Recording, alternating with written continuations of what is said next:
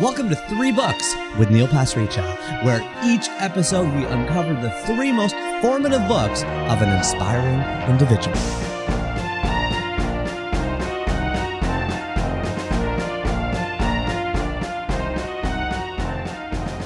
Hey everybody, it is Neil Pasricha, and welcome back to chapter 140 of 3 Books. You are listening to our epic 22-year-long quest to uncover and discuss the 1,000 most formative books in the world, with guests all over the publishing industry, authors, writers, George Saunders, David Sedaris, Judy Blume, editors like Carrie Coleman, and today's dream guest, Amy Einhorn, who we're going to get to in just a second, and of course, people I just meet and bump into every which way, like 2 shawarma chefs, Shirley the nurse, or Vishwas the Uber driver. We're hanging out, we're talking about books and how they change our lives. Thank you so much for being here and for joining us on today's Harvest Moon. Yes, every single time there is a full moon, including today, September 17th, 2024, we drop a new chapter of 3 books.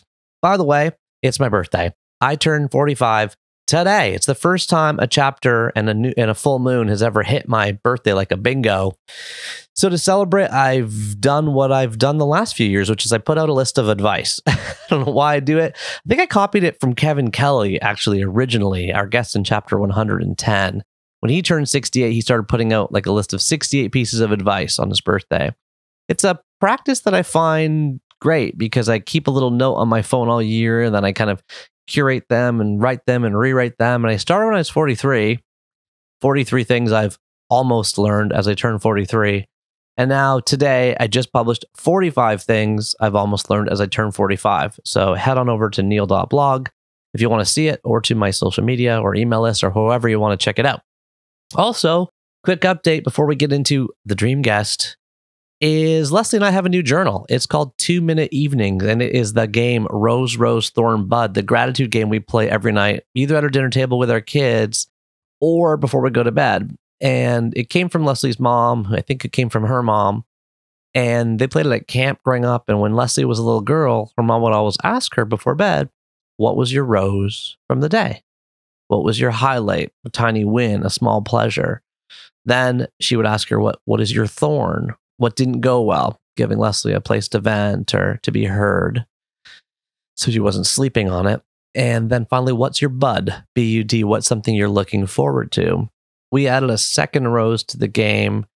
We complement this in the evening side with, of course, our morning practice, which is 2 Minute Mornings, which is I will let go of, I am grateful for, I will focus on. And the 2 Minute Morning Journal came out in 2017 from Chronicle Books, and it ended up selling like 150,000 copies, has 1,000 reviews on Amazon. Nobody expected this. The top reviews are all also hilarious. There's like 1-star review saying, it's the same thing every day. And there's 5-star reviews saying, I love this habit. It's the same thing every day. So, everybody has their own interpretation. So 2 Minute Evenings just came out. It's called 2 Minute Evenings. It is the Rose, Rose, Thorn, Bud evening gratitude practice that we use. In case you want that for yourself, for your friend, you can check it out online. But now, let's get into it. Let's get into The Help by Kathryn Stockett. You know that book? Big Little Lies by Liane, Moriarty. Let's Pretend This Never Happened by Jenny Lawson, who, by the way, was our guest in chapter 76, as you'll recall. American Dirt by Jeanine Cummins. This Is How It Always Is by Laurie Frankel. Listen for the Lie by Amy Tintera. We Begin at the End by Chris Whittaker. A Higher Loyalty by James Comey. And even The Book of Awesome by Neil Pasricha. What do these books all have in common? Their editor, Amy Einhorn, the famed but always kind of invisible editor, pulling the strings from behind the curtain. How do you get a book published? What does an editor do? How did the pieces of publishing all fit together? There's nobody better to ask than Amy Einhorn. According to The Observer, New York editors and publishers speak of Amy Einhorn's success as the product of an almost mystical editorial instinct. Colleagues cite Miss Einhorn's good taste, her nose, her eye, and her gut, her unique ability to pinpoint the kinds of books that thousands of people want to read. Most editors separate mass market books from literary enterprises, which is why Miss Einhorn's peers marvel at her expertise in the sometimes amorphous middle ground of smart non-commercial fiction, or I guess in my case, in James Comey's case, and Jenny Lawson's case, sometimes also nonfiction. How do I know Amy? Well, 15 years ago, my 7-month-old blog, 1,000 Awesome Things, was nominated for Best Blog from the International Academy of Digital Arts and Sciences. I signed on with Erin Malone, big literary agent at William Morris Endeavor, and she said, we want to auction this book next week. Amy was one of the people that wanted to turn the blog into the book. I was very attracted to her clear, sharp vision. She was different than everybody else I talked to. She was like, this is a hardcover, Neil. This is a gift book. This is for soccer moms. It's not going to have all your frat boy humor in it. You got to take out the fat baseball players and the blowing your nose in the shower and all the stuff I was writing on my blog. She had a really clear vision. I loved working with her over the next few years and over several books. Banding about 300-page manuscripts, having debates at midnight and 1 a.m. over email. She is a real incredible editor, and I don't want to say I took it for granted, but basically when I worked for her, I thought all editors must be like this. All editors must be this good. All editors. No, she sticks out. She has one of the highest percentages New York Times bestseller hit rates of any other editor. That's why I flew down to New York City, met up with her at Broadway and 55th, went up to the 19th floor and the Penguin Random House office, where she is currently the senior vice president of fiction at Crown, which is one of the oldest, kind of most biggest imprints that they have at Penguin Random House, and she's running fiction for it, and you can tell by her instinct she's got great taste. And we hung out and we talked about how you get your book published, who are the people involved in publishing a book, what's the job of an editor, what helps make a book sell, Amy's 3 most formative books, of course, and much, much more. Let's jump into chapter 140 now.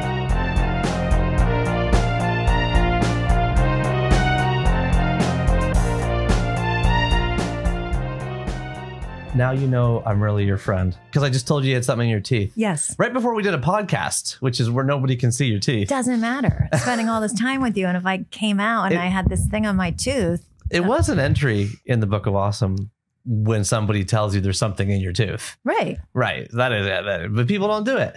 But they should, because you immediately have trust with somebody. Now I feel like I'm in the hands of someone who I could trust. Oh, that's a good way. That's a good way to feel. Well, I really appreciate you coming on 3 Books, Amy. It's been a long time coming. We are sitting on the 19th floor. Yes. Is this the Penguin Random House building? This is the PRH building. In Midtown Manhattan? In Midtown Manhattan. Overlooking the New Jersey, is that the Hudson River? That is the Hudson River. Well, we're in the house that Neil Pasricha built, because we're coming back full circle to, we were just looking up how well your books did that we did together. So, yes, so you're responsible for our lovely real estate here. Yeah, right. Although when I first met you, you were down at 375. Because it was Penguin before the merger when we started working together in 2009. That was a much cooler neighborhood. Yeah, well, that's where you introduced me to the chocolate chip cookies, which I still get. Oh, Jacques Torres? Yes. Yeah. The best chocolate chip cookies ever in the world. So funny. I don't remember that. And the hot chocolate. You got that molten lava. They had the hot chocolate, and then they had like a spiced hot chocolate. Remember there was like, oh my God, I have a chai. No, oh my gosh. There's like a spicy hot chocolate that they had. And it was basically like a melted chocolate bar. That's why it was so good. It was like the richest. And that's when my kids ask me to make hot chocolate.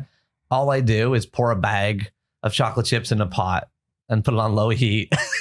Because I remember it from the Jacques Torres chocolate chip cookie place. So we're here today. You're the vice president of fiction for Crown. I think.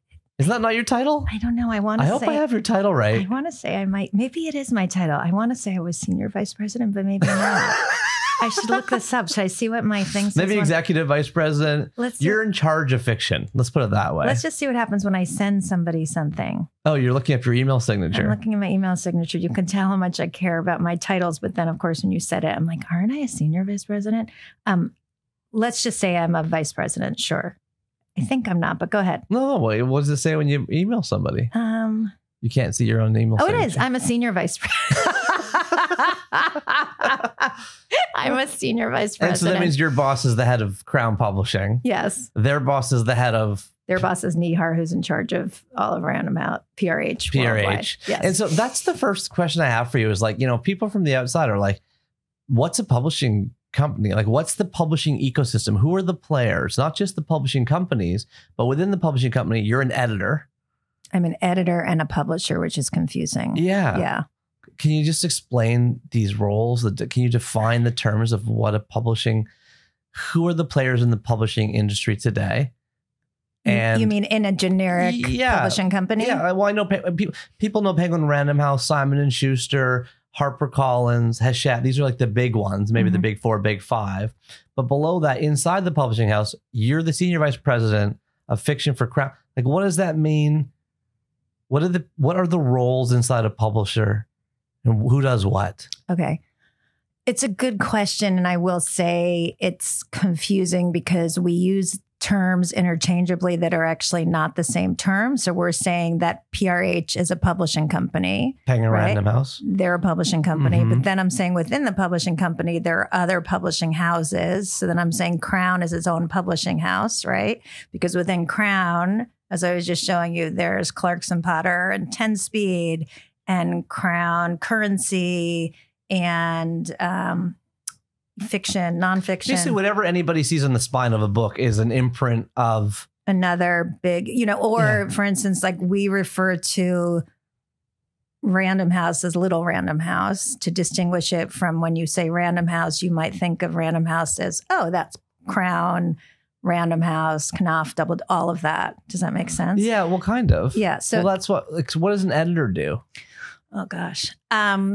Okay, so what does an editor do? It also depends. There are certain editors who never actually edit. They just go and buy stuff, and they're acquiring editors. And then they might give it to a lower editor to do the actual editing. Okay. There are other editors who just do line editing.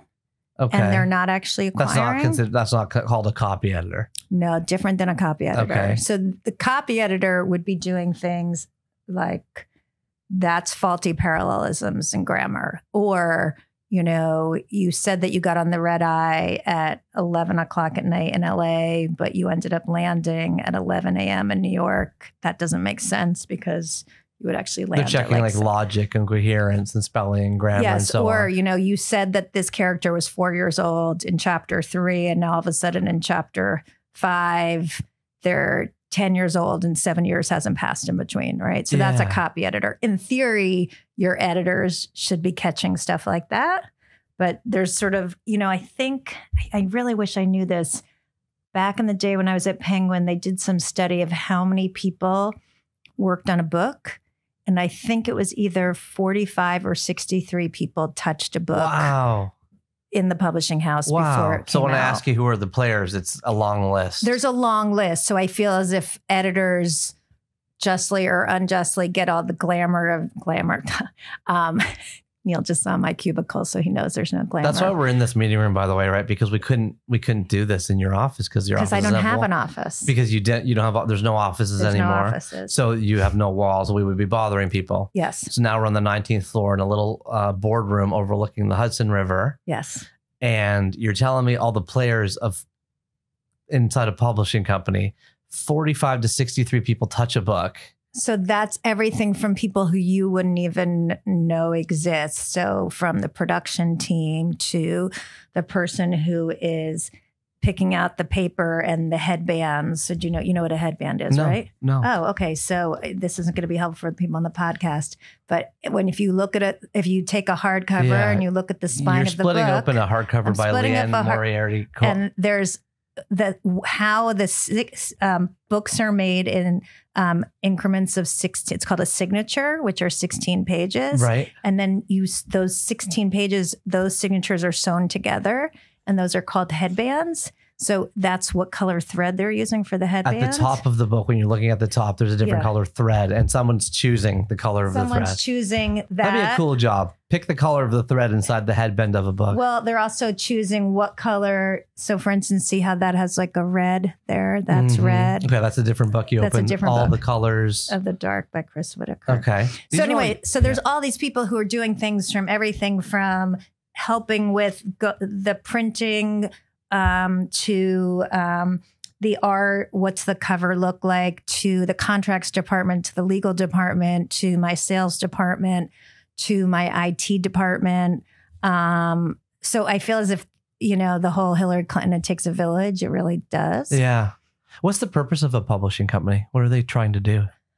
Depends what publishing company you're speaking to.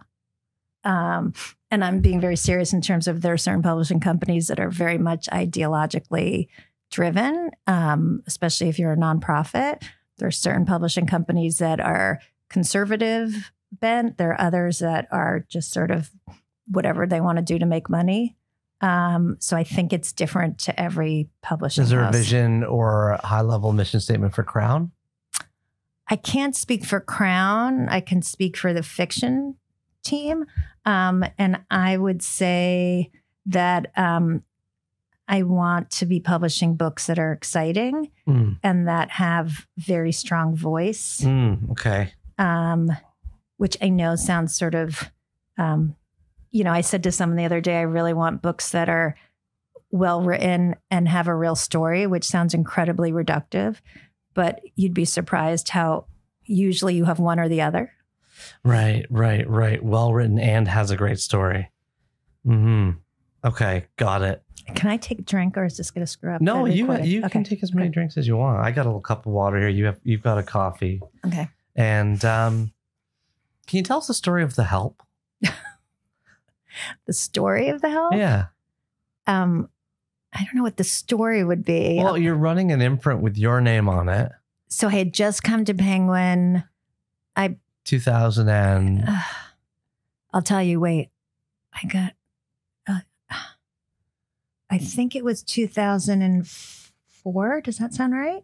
No, that's too early, I think. I think The Help came out in 2009 or 2010. Sorry. I'll tell you this. My youngest was born in 2006. I came over in 2007 to Penguin. And the first book I bought was The Help. And actually, I remember making the deal because I was biking to work.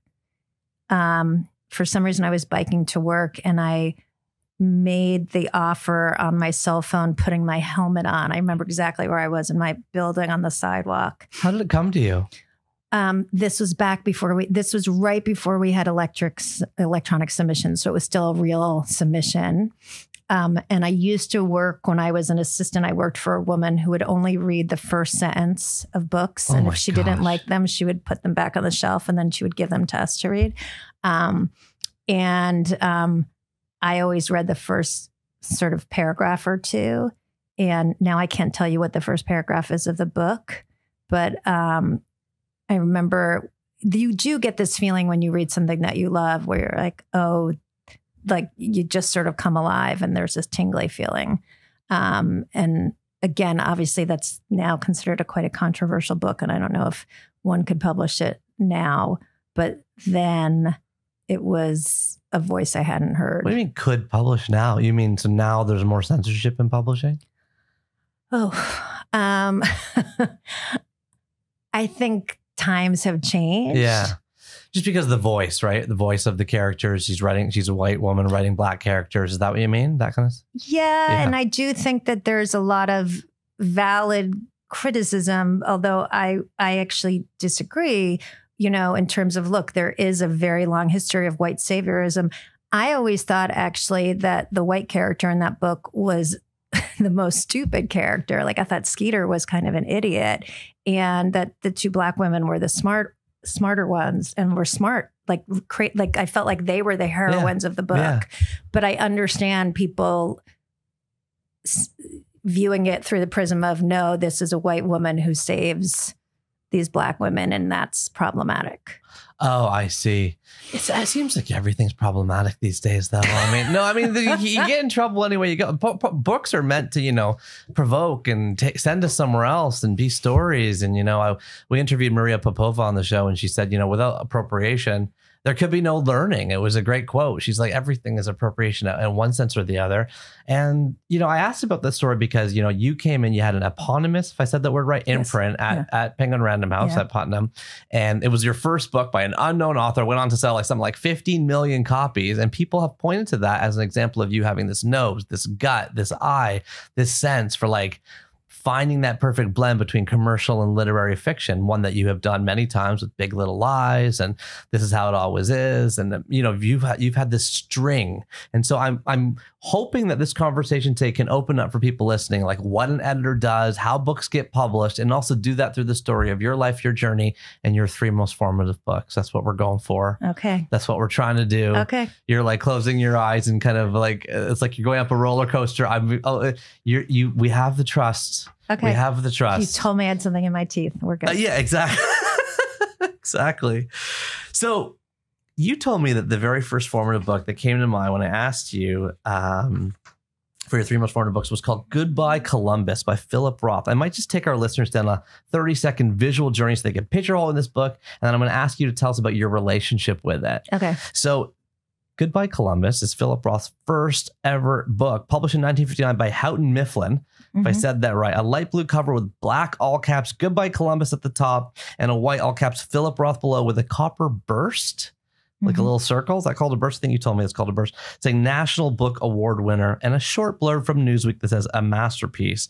Philip Roth was born in 1933 in Newark, New Jersey, just across the river here, and died 85 in New York City, not very far away, in 2018. Considered one of the most successful, decorated authors of all time.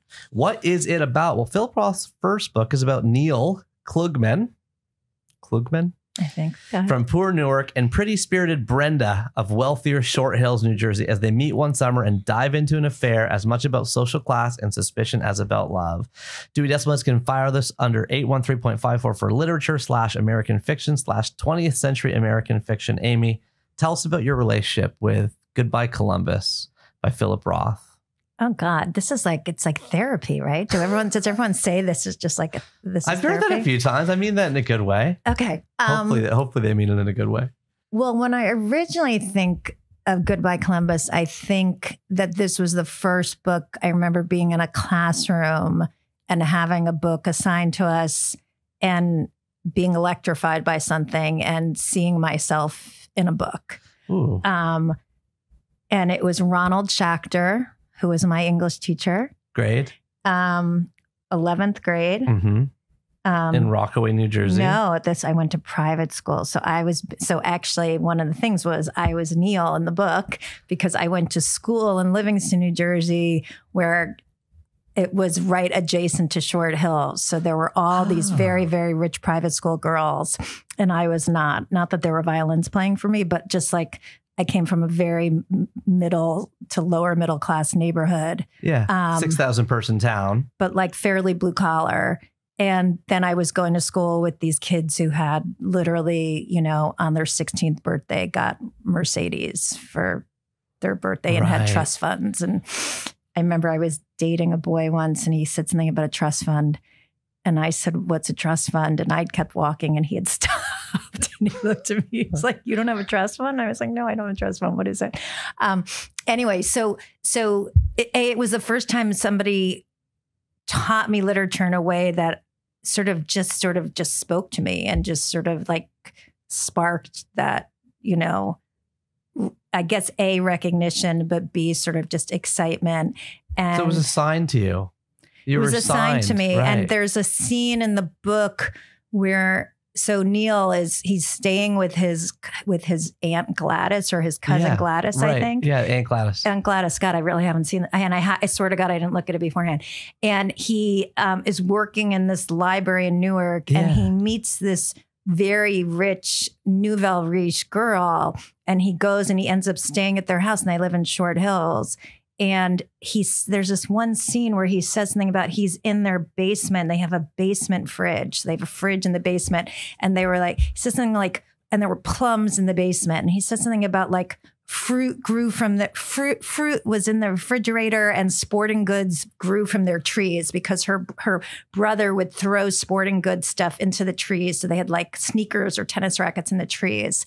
And it was just like a crazy exotic world to him that, you know, he's living in this damp, dark apartment in Newark. And this was this completely other glamorous, shiny place. Wow. Page 41 of Goodbye Columbus. I flipped on the light at the foot of the stairs and was not surprised at the pine paneling, the bamboo furniture, the ping pong table, and the mirrored bar that was stocked with every kind and size of glass, ice bucket, decanter, mixer, swizzle stick, shot glass, pretzel bowl, all the bacchanalian paraphernalia, plentiful, orderly, and untouched as it can only be in the bar of a wealthy man who entertains drinking people, but who himself does not drink, who, in fact, gets a fishy look from his wife when every several months he takes a shot of schnapps before dinner. There's another line in there, and I should also point out to people listening, Goodbye Columbus is actually a novella, so it's actually not a whole novel. There's another line where it was just, but I remember Ronald Schachter saying like, you know, fruit grew, you know, and sporting goods grew on their trees. Yeah. And it was just sort of like, oh, this is so much more than all of that, obviously. Yeah. So it struck you, the voice hit you, the energy of the book hit you. It was one of the first times you said you were electrified reading. Yeah. And I should say the whole thing that's ironic about all of this is actually, it's funny because when my first job in publishing was working at FSG for Strauss and Giroux. And when I got there, Philip Roth was published by FSG. And back in the day, apparently Philip Roth would go to lunch with Roger Strauss and they would both write down what they think his next advance should be. And then they'd pass the note to the other person, and then they would come to some agreement. And when I got there, Philip Roth went to Andrew Wiley and then left to go to Houghton Mifflin. And it was a huge deal. And I remember they sent around to the whole company his royalty statements, just sort of showing like it was something bizarre, but like the whole company got this whole thing that Philip Roth left. Anyway, fast forward 20 years, I'm at a book publishing party because a guy I used to work with at FSG is now a professor at Brown. He had a book coming out. I'm in the subway with this woman who had been brought in to be Philip Roth's editor. And so I said to her, I said, you know, I was always so jealous that you were Philip Roth's editor. I love Philip Roth. And at this point, I'm maybe I'm 30, maybe I'm 35. And she says to me, she goes, oh, Amy, you're much too old for Philip Roth. Because Philip Roth had a lot of affairs. Oh, and that's so funny. Yes. Which, so the irony is I don't know if I had ever met Philip Roth, if I would love his work, but I didn't get to meet him, which was good. Yeah. Befriend the dead. They're not going to change kind of thing. Class fitting in is interesting. You know, the main character in the book is from Newark, as you mentioned. Brenda's the Radcliffe going moneyed object of his desire from Short Hills. And you're from Rockaway, New Jersey, right? Which in 2020, I looked up the census population. It has 6,598 people. And you describe in a 2014 interview with Poets and Writers magazine that you started in the industry in 1989. That means that's the year you graduated from Stanford, I think. I started in 1990. Okay, so I lied to Poets and Writers, and obviously. Or maybe I wrote it down wrong. Or maybe you wrote it down wrong. And you made $13,000 a year. Yes, I did. And you worked weekends cleaning apartments to help pay your bills. Mm-hmm. So both of you and Neil, the main character, have this sort of outsider perspective, but you've climbed to the highest side, and you're running fiction for Crown Publishing. You are considered one of the best editors in the world. You have this high percentage New York Times bestseller hit rate that people talk about. You know, Amy can sort of pick objects from gold. How did you see yourself as part of this industry now? I've heard you talk a little bit about going to because publishing from the outside sounds very like a fancy, you know, Seth Godin, our guest in chapter 3, said it's ladies and gentlemen making books for ladies and gentlemen. Mm-hmm. That's how he described the industry. That's funny. You know, was it like a culture shock when you came into it? How did you get acclimated? And also I want to just throw in here another question from Jim Levine, our guest in chapter 34. Do you recommend Do you recommend publishing for new college grads looking to get into this industry? Okay, where do I start? I gave you lots of questions there. I want to talk class. I want to talk fitting in. I should point out class. I think let's just start off with the fact is I come from a very privileged background. I had my parents always it wasn't like, yes, I did work as a cleaning person on the weekends. That said, I had health insurance from my parents. I had my parents in New Jersey if I ever needed anything. So I don't want to make it out like I was sort of, like pulling myself up from my bootstraps. But that said, like I wasn't making any money and, I didn't have a trust fund. Sorry, then I got lost in your question. What was the next one? Well, it's like, how'd you fit in?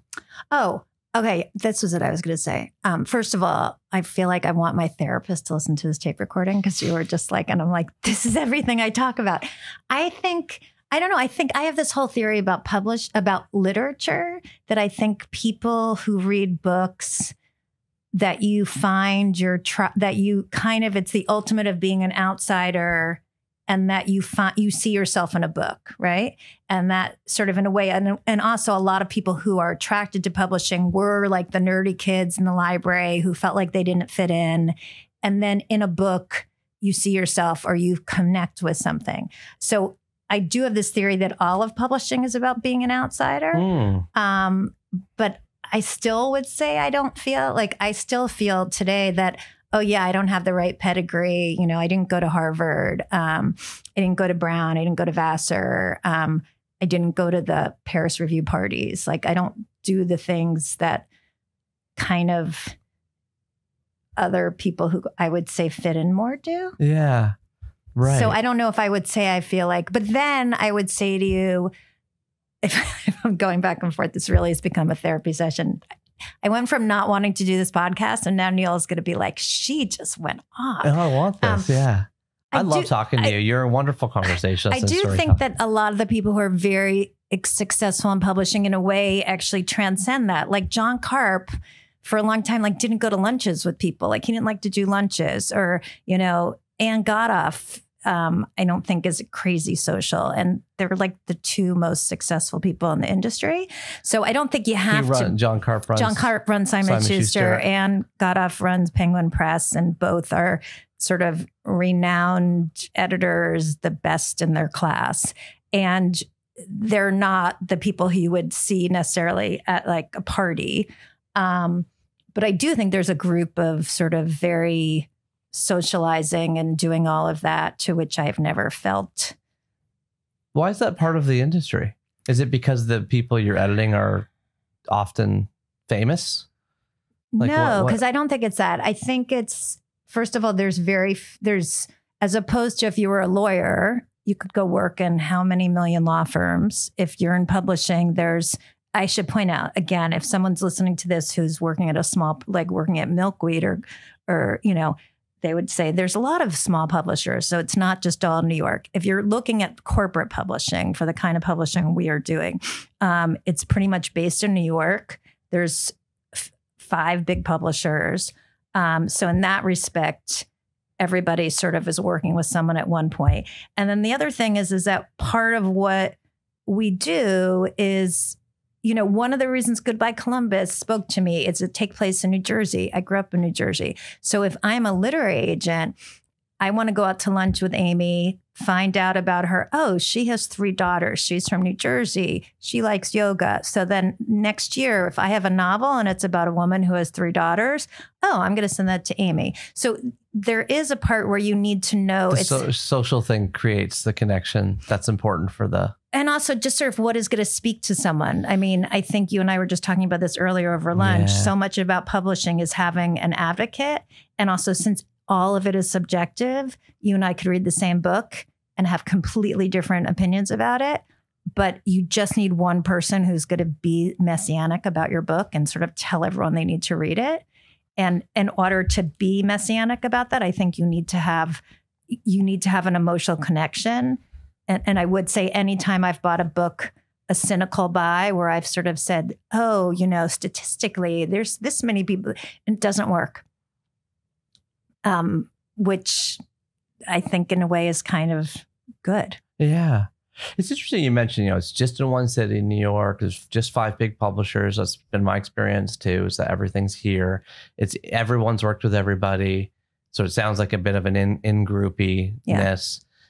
But you would imagine that would make the industry kind of fragile at the same time. Like there'd be entire waves and trends that would get missed because they weren't cool or popular or interesting to people in New York, we're totally out of touch with the rest of America. That's what I'm saying. Yes.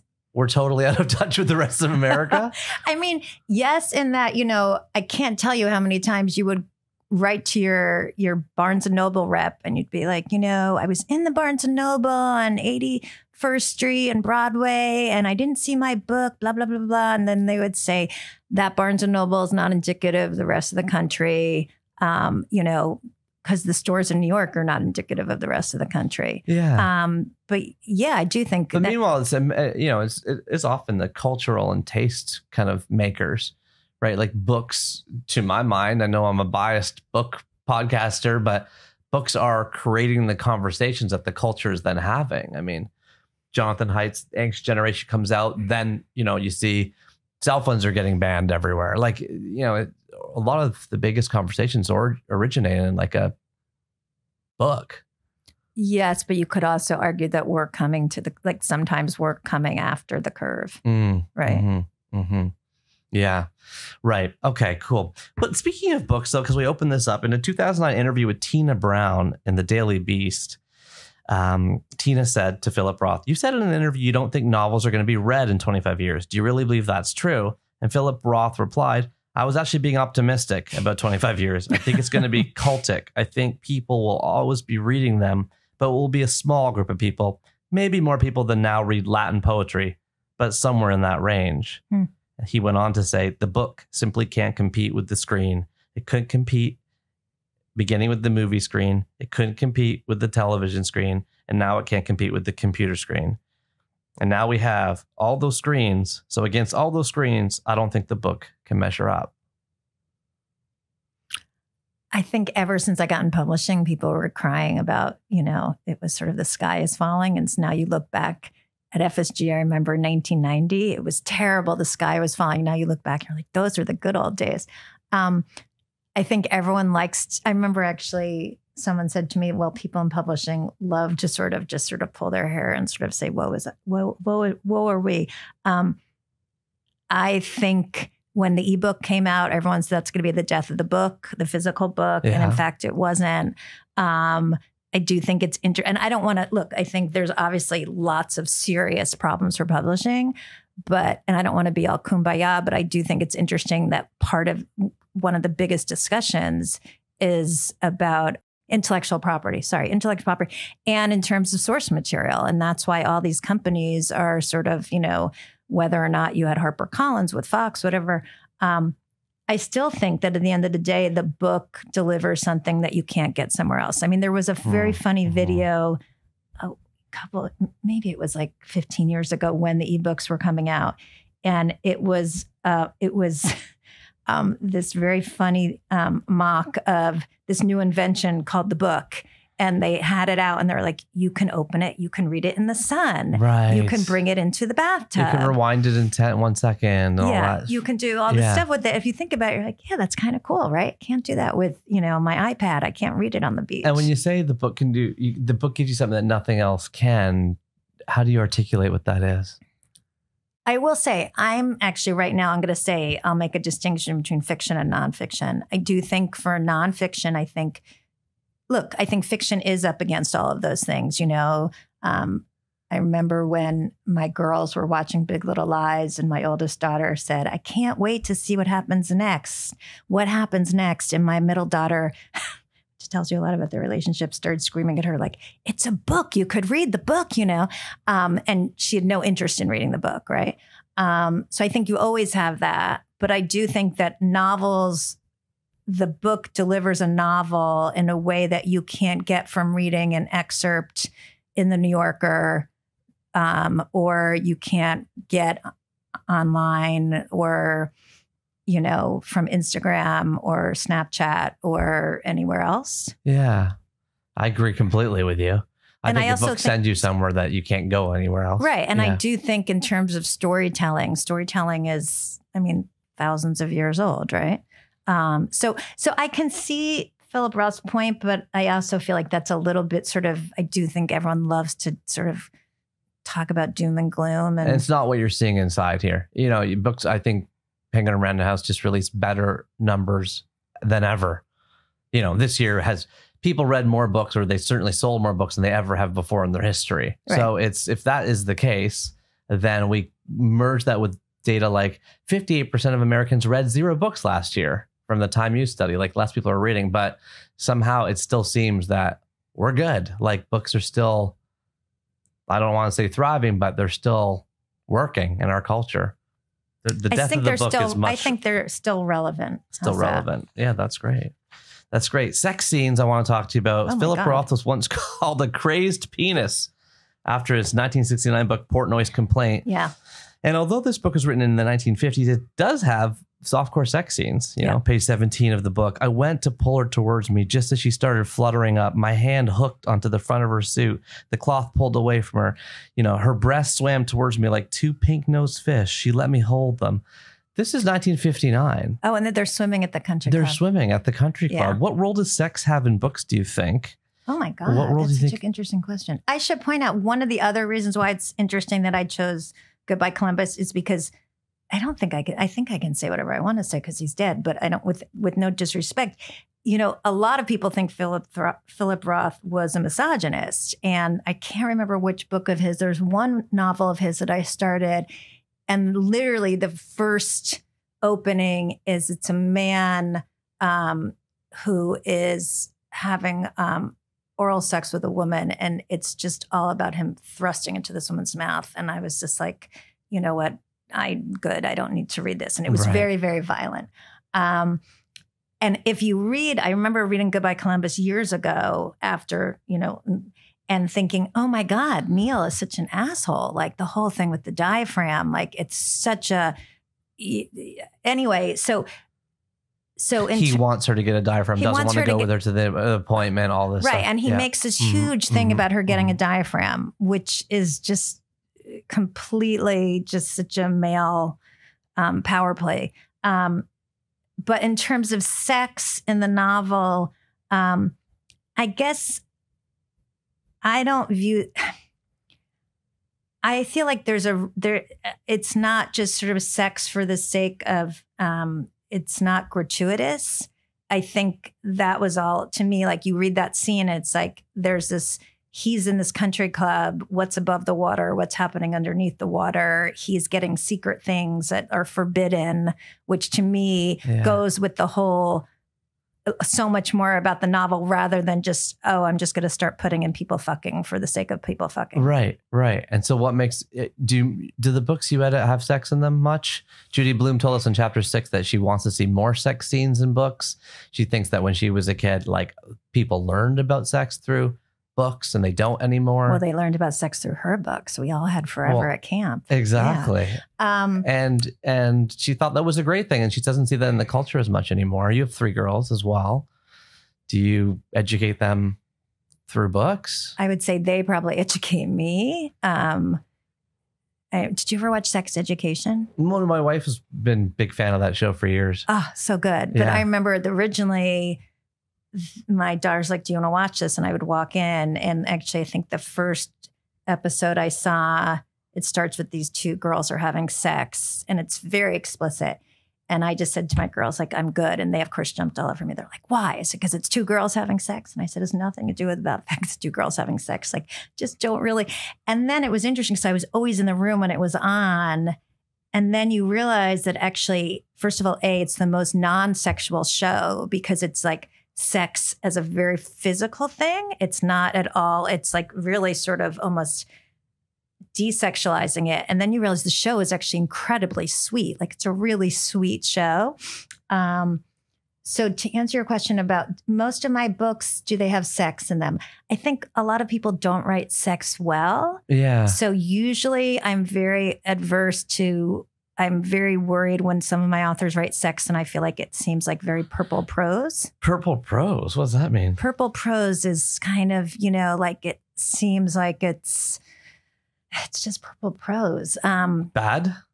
It's just sort of like... What's purple mean? It's just like icky and just sort of sounds like a little bit like soft porny. Well, Philip Roth was asked in that same interview, are sex scenes harder to write than others? And he said, well, you don't want to repeat yourself for one. You don't want to fall into the cliches for another. And you don't want to be licentious. Licentious, yeah. Licentious, really. You want to be descriptive if you can be. And you're not setting up to arouse anybody. I thought that was an interesting answer. I just don't think, so I'm trying to think if any of my books have, that's not true. I'm publishing a book next year, Lucky Night by Eliza Kennedy. And it's a novel about a couple that have been having an affair for 6 years and they meet once or twice a month. And on this night, they never spend the night. And on this one night, the man in the affair books a hotel room and they're going to spend the whole night together in Manhattan. And the novel starts with them having sex and the fire alarm goes off. And they call down. They said, it's a new hotel. Fire alarm's been going on where you've had this problem all week. And so then they keep having sex. And then fire alarm goes off again. Anyway, the novel ostensibly it has a lot of sex in it, but yet I don't find it a sexy novel. Right. Interesting. Yeah, I find it really interesting. I'd like to teach my kids sex through books more. I'm worried about, online and them discovering sex through visual means only. And I want to kind of explore the thoughts and feelings and emotional side of it. So I was looking for books to give to my kids. I just feel like this generation is so much better than we were. Yeah. What do you mean?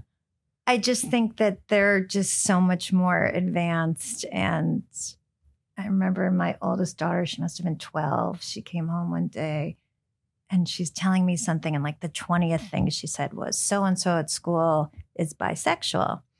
And I should point out, I have a gay sister, plenty of gay people in my family. And I said, the first thing that came to my mouth, I said was, well, did people make fun of him? And she said to me, well, why would they make fun of him? And I was like, oh, isn't that lovely? Like, why would they make fun of him? Yeah. But in my year. Oh my gosh. Yeah. Pejoratives galore, right? Yeah. There was high school was 100% heterosexual when I went to high school in the 90s, right? It's not that long ago. And so I see what you mean. You mean from a progressive standpoint, we've shifted the needle quite a bit. And I think you could probably if you look at sort of young adult literature, there's so much more representation, right? Mm-hmm. In terms of trans, gay, Mm-hmm. lesbian, people of color. Yeah. It's all there. James Wood, by the way, one quote on Philip Roth before we go to the next book said, more than any other post-war American writer, Roth wrote the self. The self was examined, cajoled, lampooned, fictionalized, ghosted, exalted, disgraced, but above all, constituted by and in the writing. For me, Philip Roth was the exact same age as my father. And my father grew up in New Jersey. And so to me, I think also I viewed him as this insight into my father, in that this sort of, generation that grew up in World War II and post-World War II, and in terms of secular Jewish assimilation. So that's another thing where I think that's what I found. He wrote this book called The Counter Life, which I think is one of the best portrayals of secular Judaism. Yeah. And he really renounced being called a Jewish writer. He didn't like that. Right. Yeah, he was really against that. He said, I'm an American writer, if you want to call me anything. And he even had a quote, when the whole world doesn't believe in God, it will be a great place. Which is interesting because also for the same reason, it was funny. My daughters were talking about something and they asked me, someone was asking me about what to read or something. And someone said, well, what is that person considered? And I said, well, they're considered women's fiction. And then I must have said something and they said, what? And I said, well, they don't have a term for men's fiction. Like the fact is women's fiction is so pejorative. Right. Even like, where do you come out on like genres in general? We had David Mitchell on the show in chapter 58, Cloud Atlas, one of his books. He's like, some people put it in fantasy, some people put it, he's like, well, what is fantasy? Like, can't gender be an organ of the novel, as opposed to where the novel is filed? I think we in publishing love to categorize things. So in publishing, there's a huge divide between, you publish literary books, you publish commercial books. Even that, what does that even mean? Well, I would say that most readers don't go into the bookstore or the library and say, I want a literary book, or I only read commercial. I think you read across all genres, but I think in publishing, we like to put labels on things. Literary and commercial is that smart and dumb? Like, what is that? It depends who you're talking to. So some people might use commercial pejoratively. For the people who would say, oh, I'd never read anything on the bestseller list, because that must be crap if a lot of people like it. The interesting thing about that is my literary authors always want to have more sales, and my commercial authors always want to be perceived more literary. Oh, wow. Well, not just mine. I would say most authors. Yeah, literary authors want to have more sales, and commercial authors, and I can sort of somewhat really, I think, the Book of Awesome would be, and the books I've written are clearly on the commercial side, the mass side. But I aspire to and read about and interview people that are more literary, because that's where I'm looking up to. Commercial authors wish they were more literary. Interesting.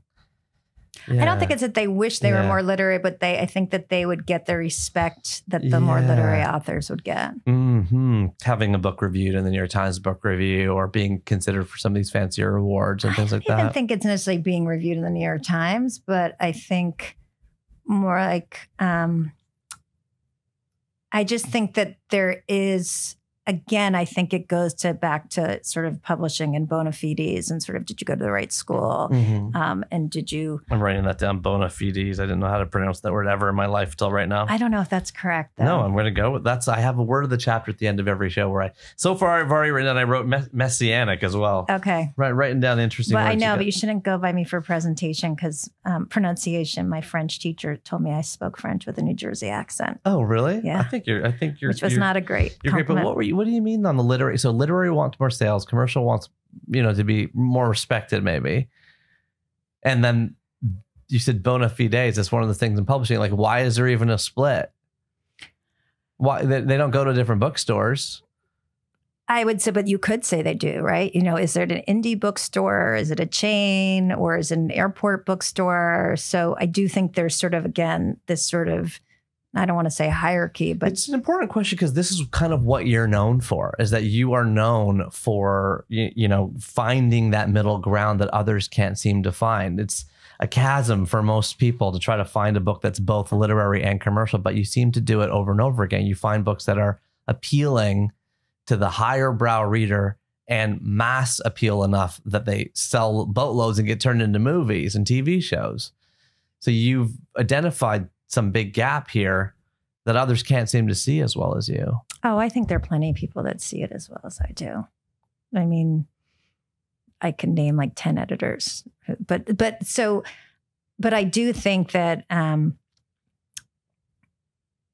I think that we bandy these terms about, and in a way it's helping us trying to put sort of order on something that has no order. Oh, interesting. Yeah, right.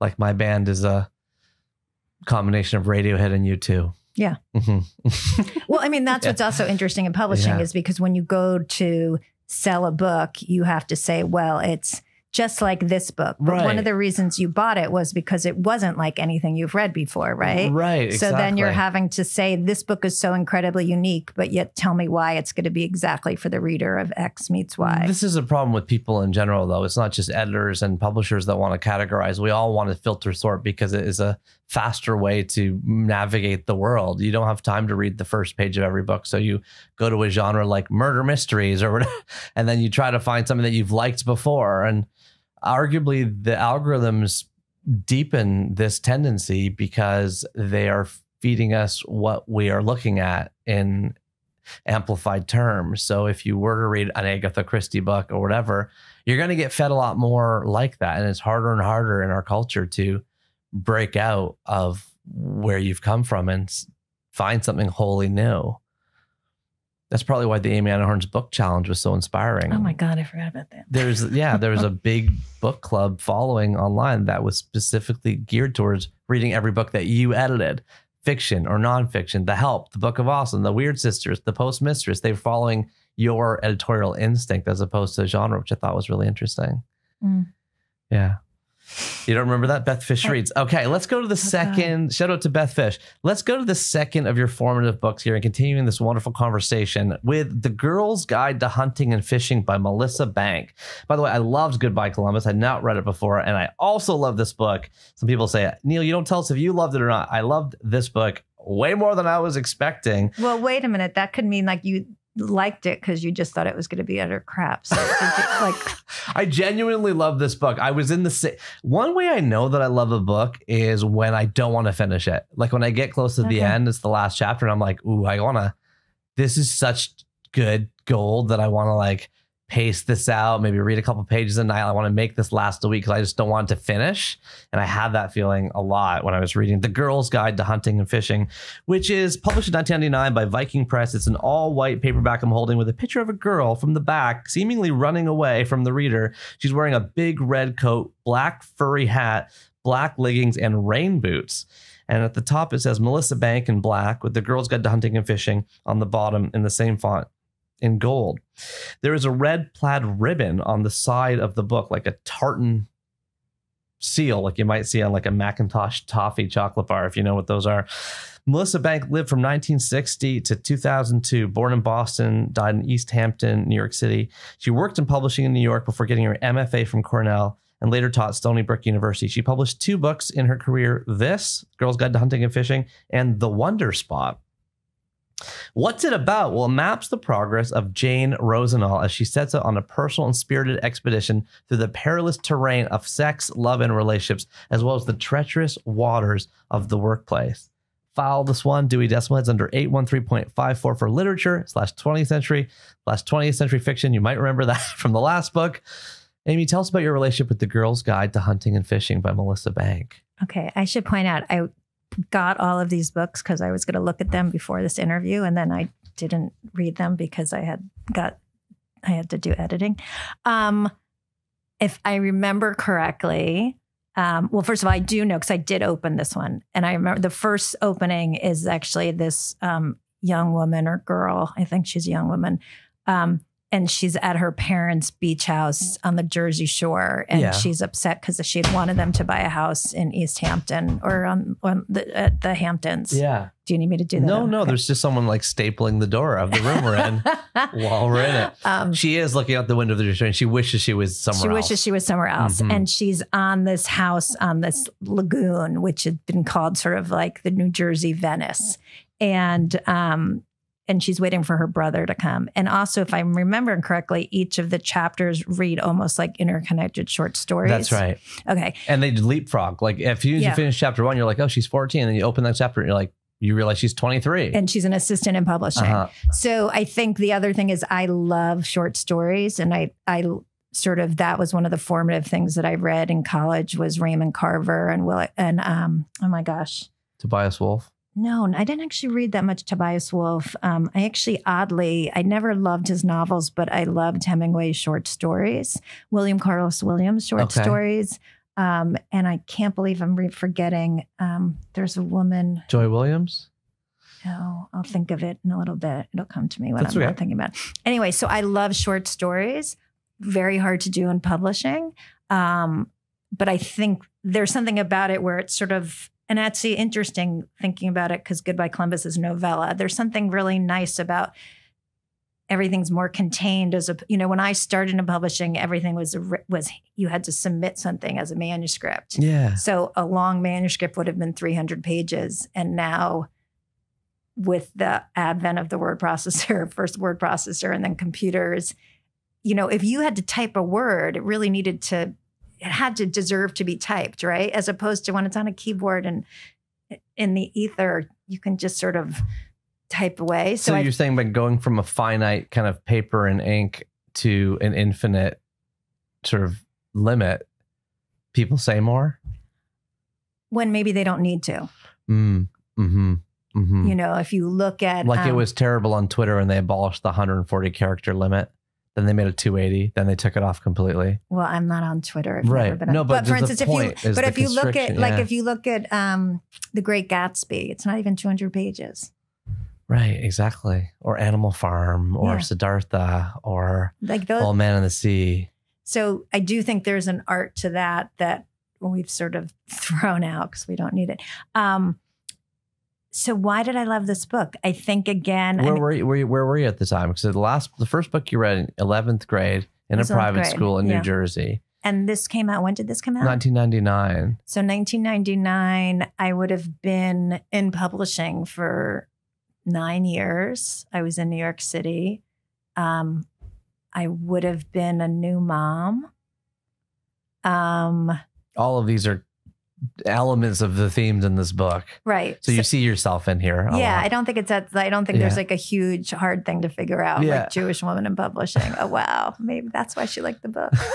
But I do think in a way was also interesting, which is that you think that, oh, you had a life similar to hers and she made it feel important and worth looking at. If that makes any sense. Oh, yeah, totally. You had a life similar to yours and she made it feel important and worth looking at.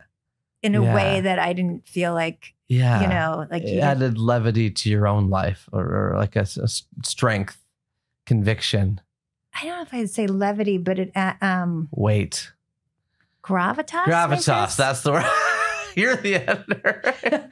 Levity is like lightness. I needed lightness. I did need lightness. It's the opposite. I meant like but weight. And not that it added it, but I think there's like a it sort of was you sort of felt there was a oh God, now I'm not thinking of the word. I'll think of it. But yes, you felt sort of like, you felt, I want to say valified, but that's not the word. Why can't we think of words today? No, it's just justified. People listening are going to be like, I know the word that they're talking about. Well, I'll come up with it. Grace Paley was the other woman who who is the short story writer. So let's go back to that. I remember that. I loved Grace Paley's short stories and Raymond Carver. So I think this is like a very easy thing to psychoanalyze as to why I like the book. Well, it's got a very unique title. I mean, when you hear this, The Girl's Guide to Hunting and Fishing, it sounds like a nonfiction book, like about a guide to hunting and fishing. Of course, it has nothing to do with hunting or fishing. And in fact, that title is just the name of a book that the main character reads in the last chapter of the book. So you don't figure out the purpose of this title till way into it. And I thought, okay, this book has a really strange title. Doesn't sound like fiction. Title makes no sense at all till you get the last chapter.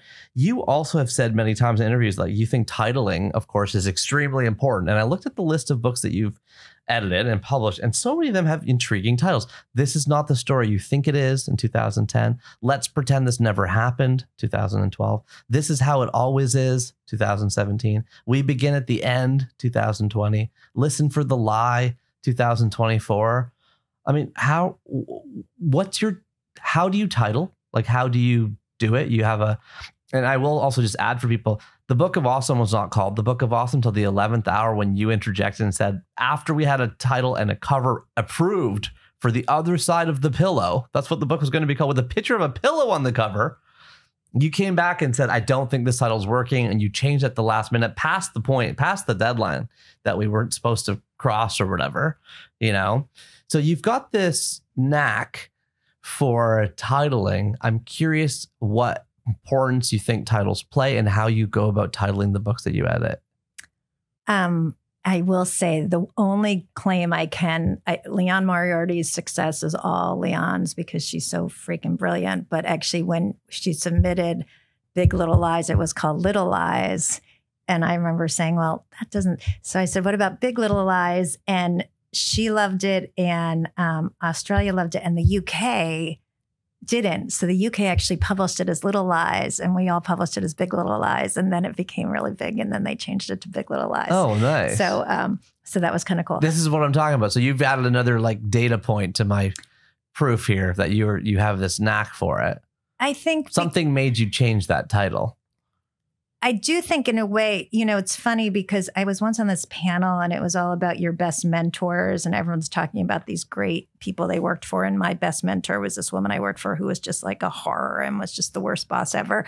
But she was a great mentor because she was had the most profound influence on my career because I would always try and do the opposite of what she did in terms of to my staff. So I actually think it was incredibly, really helpful.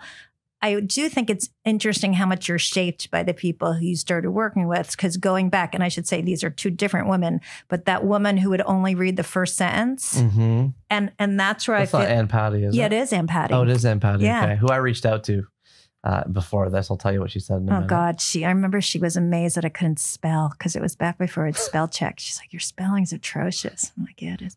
Anne would only read the first sentence, right? And in some respects, you could say that's ridiculous. But in another respect, you're like, you know what?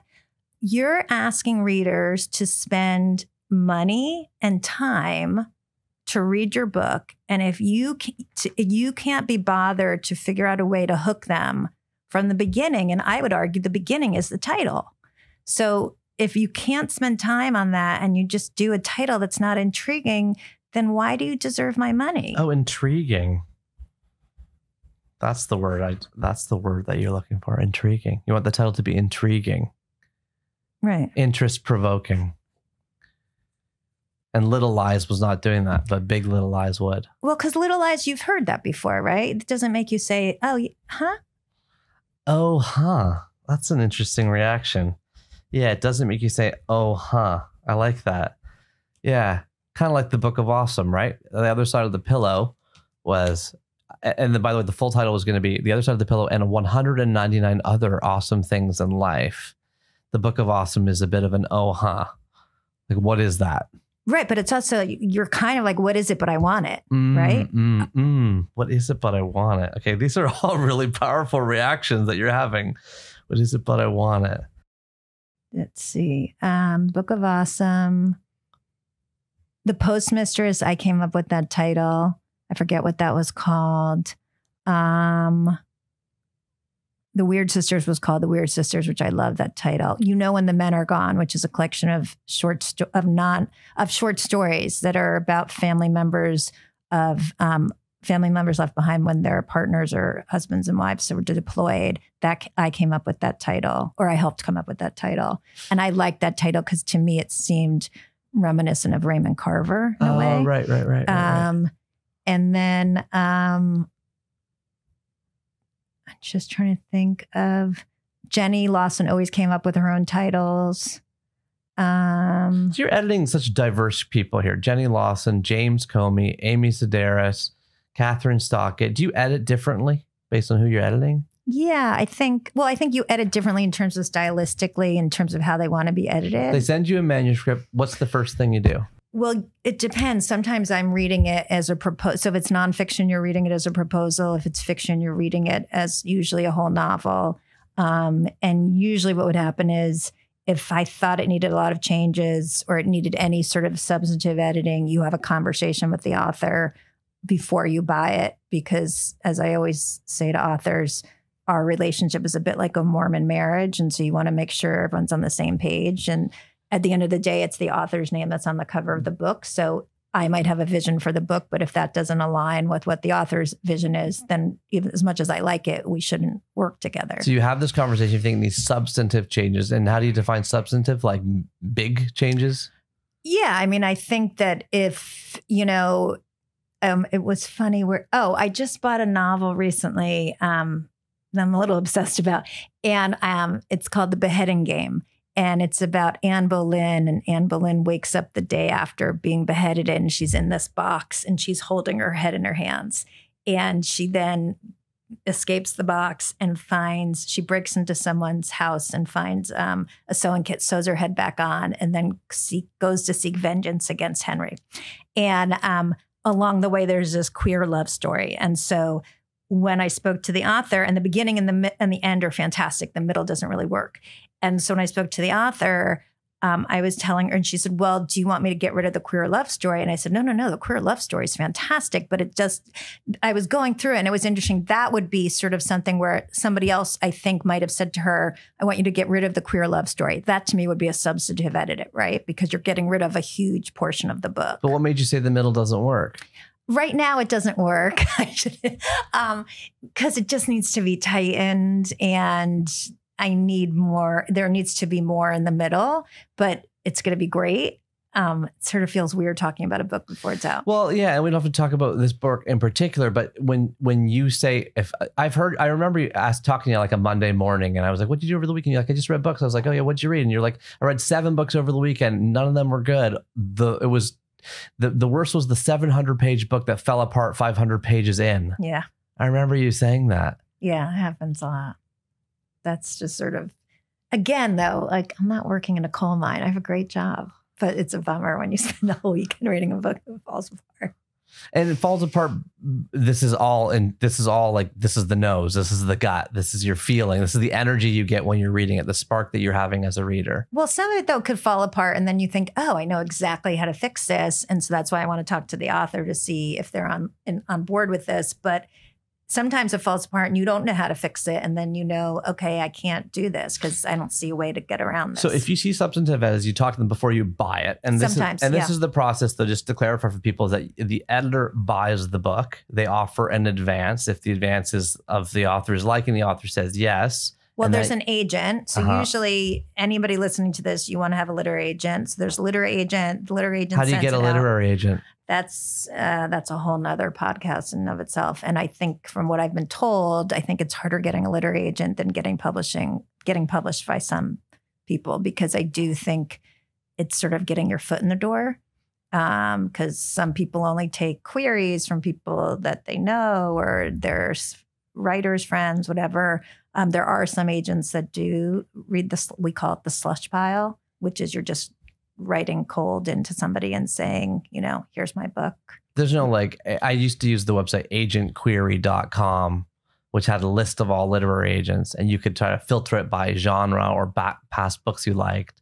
And I used to borrow the advice from David Sedaris, who said, go to the biggest bookstore you can find the 3 or 5 books most similar to yours, read the acknowledgments. They will thank their literary agent. That gives you a name and a person to look up, and then send your to be in the slush pile query to. A query is like a letter that tells the agent what your book is about and a chunk of the book, and then let them get back to you if they like it. Then I would probably amend that and say, go find a younger or less senior agent at that agency. Don't go to David Sedaris's agent, because because also the other thing is, if you're saying I'm just like David Sedaris, guess what? That agent already has David Sedaris. They don't need another David Sedaris or David Sedaris wannabe, but there might be a younger or less successful agent there who's hungry who's hungry now, and who would be willing to take you on. Yeah, that's great feedback. So then you would buy the book. You decide if there's substantive changes. If you do, you talk to the editor. If they're on board, you potentially buy the book. And then comes what step of editing after that? Usually what will happen is, so when we're reading it on submission, you're reading it fairly quickly because you're competing against other people. And there's something called a preempt, where someone could come in and just say, call the agent and say, give me the book right now and I'll give you this amount of money. If I give you this amount of money, will you take it? And then ideally they take it and they call up everyone else and say, sorry, so-and-so just bought this book. So there is, you need to be quick. But so when you're reading, you're not reading a submission over 2 weeks. You might be reading the submission over 2 nights or 1 night. So then usually what I would do is go back and read it much more slowly. So then I can really pay attention to, does this chapter, did the tension, did the pacing go off in this chapter, or does this make sense? Or now that I've read the whole thing and I'm reading chapter 1 again, does it make sense that this character is introduced this way when in fact the rest of the time they're actually not like that at all? So it gives you time to just sort of delve into the book in a much deeper way. And then I'll send an editorial letter. So it'll be sort of a structural edit, which is all the stuff we were just talking about, along with a marked up manuscript, which would be a line edit, which would say, is this the right word choice here? I thought this was a non sequitur. I think you should put a paragraph break in here. I think this could end, that you could end the chapter here. Things like that. Wow. And then it goes back and forth until it's done, ready to go. Yeah. And you mentioned acquisition editors sometimes being involved. Well, you talked about copy editors, and then there's also line editors, you said sometimes. Well, there's some editors who they just line it. So it would be someone like me, for instance, buying a book and then handing it to a more junior person. And so their job is just to do what I was just saying. Yeah. But they're not the person deciding to buy the book. Right. And this deciding to buy the book, this is such an interesting concept because it basically means that you're taking a bet. You're making a bet on whether a book's going to be successful or not. And then you crunch some numbers. And if you think it's going to sell 1 million copies or 500,000 copies or 100,000 copies, you laugh. So that's like a bizarre number. I just laugh because I always say that the biggest fiction we publish are our P&Ls because we have to do these numbers, right? And that's where you have to say, this book is just like this book, and this book sold this many copies, and it's not a science. Is it the true thing that nobody knows? Like nobody can predict sales then? It was interesting. I remember people giving, like I heard after all those, the hearings. And I remember people sort of making fun because John Karp said something like, we don't really know. And I think he's right. You just don't know because why does one book work and one book doesn't? And, and we've all read books that we think are fantastic that no one else has heard of. Yeah, that's a great point. We've all read books we think are fantastic. Yeah, exactly. Mm-hmm. Yeah, my favorite book of fiction ever is A Fraction of the Whole by Steve Toltz.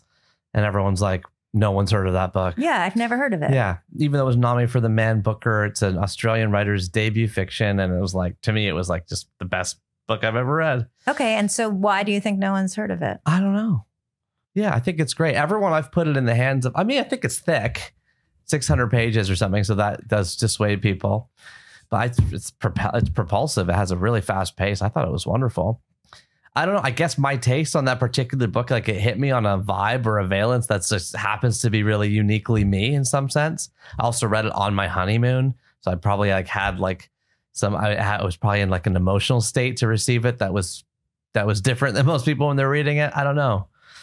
I don't know why, but to your point, it's hard to predict sales. The biggest fiction you write, you say, is your P&Ls. Yes. The profit. Now I feel like we're going to have this thing air and all of a sudden I'm going to get called down to the finance people. But it's true. Right. Nobody can predict sales. Yes. And so then you come up with an advance, right? So, how does that work? Like, how do you come up with what number you're going to offer authors and what is the range that usually is within? So you're doing a P&L, which is a profit and loss statement, right? And that's where you're saying, okay, if in the past books of this type have sold X amount of copies, that means we will advance X number of copies. If I advance X number of copies, how much is it going to cost for me to produce the book? Like literally, how much will it cost between the paper and the binding and the printing and the press material?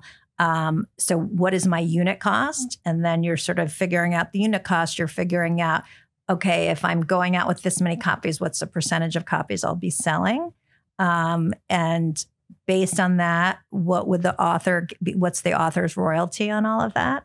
I don't know what the statistics are of how many books earn out, but I feel like the majority of the books don't earn out. I feel like it's less than earning out means that they make more money in royalties than they were given in their advance. Yes. And so as a result, most advances probably fall in the, I heard $5,000, $10,000, $20,000 range. It could be anywhere. It depends again where you are. And then if a book is, if a lot of editors want it from a lot of different houses, then there's like a bidding war. Yes. And then the number ratchets really high. Yes. Right. And then you hear stories about Barack Obama getting a $47 million advance or whatever it happens to be. So it's all depends upon, I mean, in a way, it's sort of the marketplace speaks, right? Right. Right. Okay. That's interesting. Speaking of this, on page 80 of the book, there's a quote. His name was Archie Knox and my aunt liked him. That was rare. In the cab home, I asked her if he was famous. More famous than an editor should be, she said. The best are invisible. Yeah. That's why I didn't want to do your podcast. Because the best editors are invisible? I remember actually. You're not the first editor on the podcast. Carrie Cole in Chapter 11 was on the podcast. I know. Neither Pros will be on here. I remember actually doing an event with Sarah Blake, who wrote the guest book and the Postmistress, and we were doing an event, and actually I did it with her, and someone asked about what we did as editors and what you can see. And I think I said something to the equivalent of, which is true. I think that if you're a really good editor, you shouldn't be able to see any of our work. Right? I think the authors should know what we did, but I don't think the general populace should be seeing what we've done. And why is this? Why is I pick up a book, I can see the designer, I can see there's a lot of names listed in here. Oh, I think now they're actually changing that, though. I think the editors' names are not on books. Well, no, I think they're actually changing that. I feel like Avid Press changed that, and I feel like some places are starting to do that. But they're starting to put other people. It was so hard for me to figure out a list of books that you'd edit. And I tried, I worked on ChatGPT and Google for hours trying to figure out even just a list of books you've edited. Was impossible to find.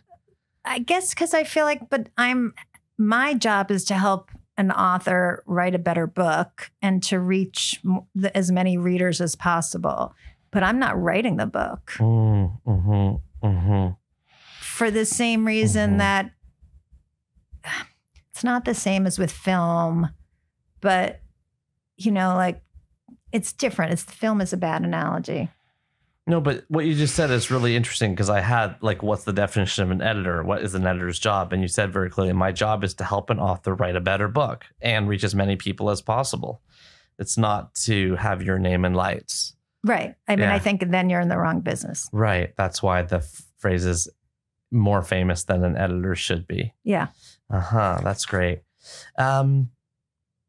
Okay, we talked about whether a first time. Did you answer the question that Jim Levine asked? Would you recommend publishing as an industry for a recent college grad? Oh, because the main character in this book does work in publishing, and I won't say she doesn't really have a good experience with it. Right. It's so funny. I had a young woman in my office yesterday who's in college who so she shadowed me for 2 hours yesterday, and we talked about if she should go in publishing. And I kind of made a bad joke, which is, when someone wants to convert to Judaism, you're supposed to turn them away 3 times because you're supposed to say no. And then if they really want it, they come back the 4th time. So I usually tell people who are thinking of going to publishing all the bad things. Which are? Oh, huge corporate conglomeration, not necessarily meritocracy. You could argue declining industry, we're considered quote unquote old media, not exactly cutting edge. MSM, they call it, mainstream media. Okay. Financially not very well rewarding. All of that. Hence your $13,000. Hence my $13,000 starting salary. And you point that out because it's not starting publishing today is also very low wages. Yes, exactly. All of that said, I think when I go to the few parties I go to, I happen to think I have one of the best jobs in the world. I love what I do. So now give us the other side. You gave us the cons list, the turning away 3 times, the huge corporate, the not necessarily meritocracy, the declining, and the financially unrewarding. Yeah. Now go to what's the other side of the tears? And the other thing I should say, and it's like being a perpetual grad student because you always have reading to do. So you're never having, you're always doing reading. How many books are you reading a year? Don't finish a lot of books. And so also the other thing is I feel like the worst read person because people will say, what should I read? And I'll be like, I don't know, tell me what you should read because I'm reading bad manuscripts or I'm reading things that aren't going to be published for, 2 years or something. Right. The good things about publishing, I just think what we do is so incredibly cool that, we get to discover writers. And it's so neat when you're an editor and you can see where you've helped an author see sort of the forest from the trees. Or no, the trees from which I always forget. Forest from the trees. It is forest from the trees. Okay. So that's incredibly cool. I just think I think in some respects, people in publishing are incredibly pessimistic. On the other respect, they're eternal optimists. And you were saying it's a bit like gambling, and it's kind of like playing what is it? Slots in Las Vegas, because you're always thinking like, I know statistically that I'm going to lose money, right? And that this book isn't going to work. On most books. All right. But maybe the next one will be it. Right. Maybe this one will be it. Maybe I'll actually hit the jackpot. It's like Hollywood too, right? Boom bust. Like one big winner pays for all the other failures. But as a result, it allows all those chances to be taken on a lot of books that otherwise would never see the light of day. Yeah. So culture shaping, I think, is part of it. You mean that we get to? Yeah, I think so. People talk about the books that they read, and then it shapes opinions, and people learn through books. I see that as a big pro for what the work you do. Oh yeah, absolutely. But I guess I would never want to. I think one of the criticisms about what we do is that we're sort of gatekeepers, and I think that's a valid criticism, and that's going back to what you're talking about. It's sort of like the New York. Are we in touch with the rest of America? And I think a lot of people could argue and say definitely not. We take the subway to work. We're not driving. We're in small apartments. It's not exactly the experience of most of the rest of America. Mm-hmm. I'm getting totally off. No, we were talking about cons and pros of going into publishing. I just think it's amazing that I get to sit and spend the day talking to colleagues. Not that I should say that's what I do all the time, but that I get to spend. We were talking about, Neil had been saying, oh, we don't have offices anymore. I was showing him my cubicle, which is where an assistant used to sit. And he was asking me about it. And I was saying, you know what, like, we're not working in a coal mine. Like, I have a very privileged life of what we get to do. The fact that I can sit there and spend all this time saying, you know what, I really think that we shouldn't use the repetition of this word in this sentence, and because it comes up 2 sentences later. So it's like totally nerdy word nerdiness, right? But that also, you get to dive into these made up worlds, which is incredibly fun. And then not to sound so sort of, oh my God, Aaron, what we're doing is so great. But I will give you an example. Laurie Frankel published this book called This Is How It Always Is. And it's a family about 5 boys, the youngest of whom becomes a girl.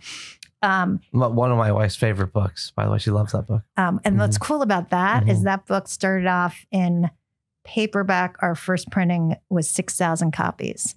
And now it's sold over 300,000 in paperback, which is really interesting. Wow. But what was interesting about that is we had a family member, a member of my family came out as trans, and their parent was having a hard time with it. And my mother said to me, well, they should just go read your book, because she had read it and it allowed her to sort of wrap her head around something which I think otherwise she wouldn't have been as predisposed to be open to. Mm-hmm. Mm-hmm. But finding that book is like, this is word of mouth too, right? Like, don't you find people have trouble like finding the book that speaks to them? The books that have been formative to you have been like spoke to you, but when you walk into a bookstore, I mean, this is a challenge that we all face. Well, I think, because, you're walking into these superstores and then, that's what I think the comment you heard from most people who aren't in publishing is they don't know what to read. Yeah. And there's different algorithmic vehicles being created, like Storygraph and, places that you can upload your reading taste, and it tries to suggest something new to you that will fit. But yeah, I always say it's coming down to finding a trusted bookseller, which I have interviewed for my show, multiple of them, but, finding someone that you can talk to about your divorce and the kid you're having trouble with, and them sort of just thinking about all the books that they've read and trying to find something that speaks to you. But it's probably going to be something that wouldn't have come up in the algorithm, right? Because the algorithm is just giving you stuff that you've read before. Well, exactly. Or something like that. Okay, this has been great. We went deep into this book. I loved it. The Girl's Guide to Hunting and Fishing. Add it to your TBR if you're listening to this and you want a wonderful, wonderful read. And let's get to your third and final book now, by the way, which is Mating by Norman Rush. Originally published in 1991 by Alfred A. Knopf. Mm-hmm. Okay, so I've been saying that name wrong for a long time. The cover is a painting of 2 naked people facing each other, standing on their heads across a faded and cracked royal blue background. Here it is right here under this book. Mating is printed in yellow at the top and a wide current sans serif with Norman Rush at the bottom and a white serif font in a black box. Norman Rush, born 1933 in San Francisco, and is still alive. The only of your three authors still alive today. He's 90. He is 90 years old today. His novels and short stories are mostly set in Botswana in the 1980s, where he and his wife Elsa co-directed the Peace Corps for 5 years, from the late 70s to early 80s. He won the National Book Award for this book. Mating. What is it about? An unnamed American anthropologist student is at loose ends in the South African Republic of Botswana. She is a noble and exacting mind, a good waist, and a busted thesis. She also has a yen for Nelson Danoon, a charismatic intellectual who is rumored to have founded a secretive and unorthodox utopian society in a remote corner of the Kalahari, one in which he is virtually the only man. What ensues is both a quest and an exuberant comedy of manners, a book that explores the deepest canyons of Eros, even as it asks large questions about the good society, the geopolitics of poverty, and the baffling mystery of what men and women really want. File this, as with the other two, in 813.54 for 20th century literature. Amy, tell us about your relationship with Mating by Norman Rush. So it's terrible because I feel like I don't have a relationship with Mating by Norman Rush. And I'm reading it now and I'm like, oh yeah, that was really good. But I remember there was one section of the book and I really did want to reread it so I could find it because I quoted it and I always get it wrong. But there's one part in the book where they were talking about how he uses some metaphor about people, that what's great about literature is that people were like envelopes and that you could open them up and see what's inside of them. And yes. Do you have that line? Yes, I do. Do you really? Yeah. Why can't every mating in the world be on the basis of souls instead of inevitability and fundamentally on the match between physical envelopes? Yeah, I think that might have been it. And I remember. I mean, because it just has the word envelopes in it, like you said. What page was that on? I have it on the page there. Where? Page is that? Where's? I know, but do you know what page it was on in here? You don't. I don't have it written down. So I remember reading. Although I was pretty impressed with myself for coming up with the exact quote you were talking about. I know, that's really weird. I remember thinking, oh, isn't that sort of mind blowing, right? Isn't that what you wish? Like you wish that you could just sort of get past the exterior of everyone and get inside, like what is inside somebody. And that's what I think always struck me about why I think in a way like novels, because I think in a way, this is going to sound really stupid, but I think novels can speak in some respects more truthfully because people can just say, oh, I made it up, right? As opposed to if it's a memoir, are you really going to say there's all these other considerations, but I think in a way, fiction allows us to get at a truth in a way that other forms don't. Yeah, I do hear that phrase sometimes, that there's more truth in fiction than there is in nonfiction, which is a lot more fiction than people think it is. I mean, fiction allows us to get to truths, to get to deeper truths, because you can just say you made it up. Yeah, exactly. I like that. So you wrote this in your 20s, right? I must have, yes. And I remember going to a panel that was Mona Simpson, Norman Rush, Michael Cunningham, and maybe two other authors. And it was called, oh, that's right. God, I forgot about this. It was a panel. It was called The Death of the Novel. It seemed like a New Yorker cartoon. And at the panel, someone got up and asked and said, that they ran a shelter for homeless people. And they asked Norman Rush this. They said, could you recommend any books that I could give to these people that I should tell these people to read? And he actually said, I'm not a homeless person. I don't want to speak for what he said, but basically he demurred and was like, I don't have any recommendations for you. And at the end of the panel, Michael Cunningham leaned in and said, would the person who asked the homeless shelter question stay after? Because I have some books to talk to you about. And it was one of those where you're like, oh, do you actually ever want to meet the people whose books you really love? Sometimes you don't. Right. The gilding sticks to your finger. Never touch the people that you put on pedestals. Yeah. Yeah. I've heard that before. But I don't know if that's true. I mean, I've gotten close to a lot of people I've admired through this podcast, and I'm always, for the most part, really touched by the relationship that ensues afterwards. There's a quote from this book. One attractive thing about me is that I'm never bored. So I thought I'd ask, what are you finding interesting right now in publishing or in books? Oh, I feel like I'm the person who's like, whatever book I just most recently edited, and I'm like, that's so cool. Is it the Anne Boleyn one? No, because you brought some books with you. I did bring some. So books you must want to talk about a couple of these, or at least tell people listening what's coming out from the editorial whiz kid here. What do you got coming here? Okay, well, our next book is coming out actually on Tuesday. Liane Moriarty's Here One Moment. Okay.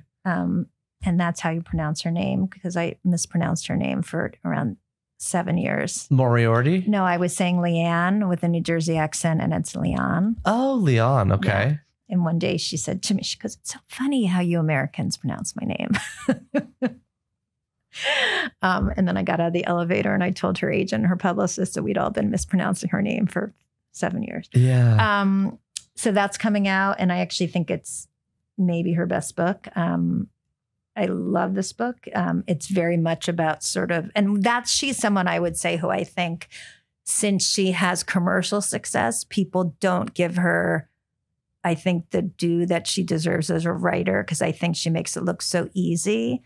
But to me, she is this sort of masterful plotter, but also is asking, this book asks fairly profound questions, which is, if you knew when you were going to die, what would you do? Would you do anything differently?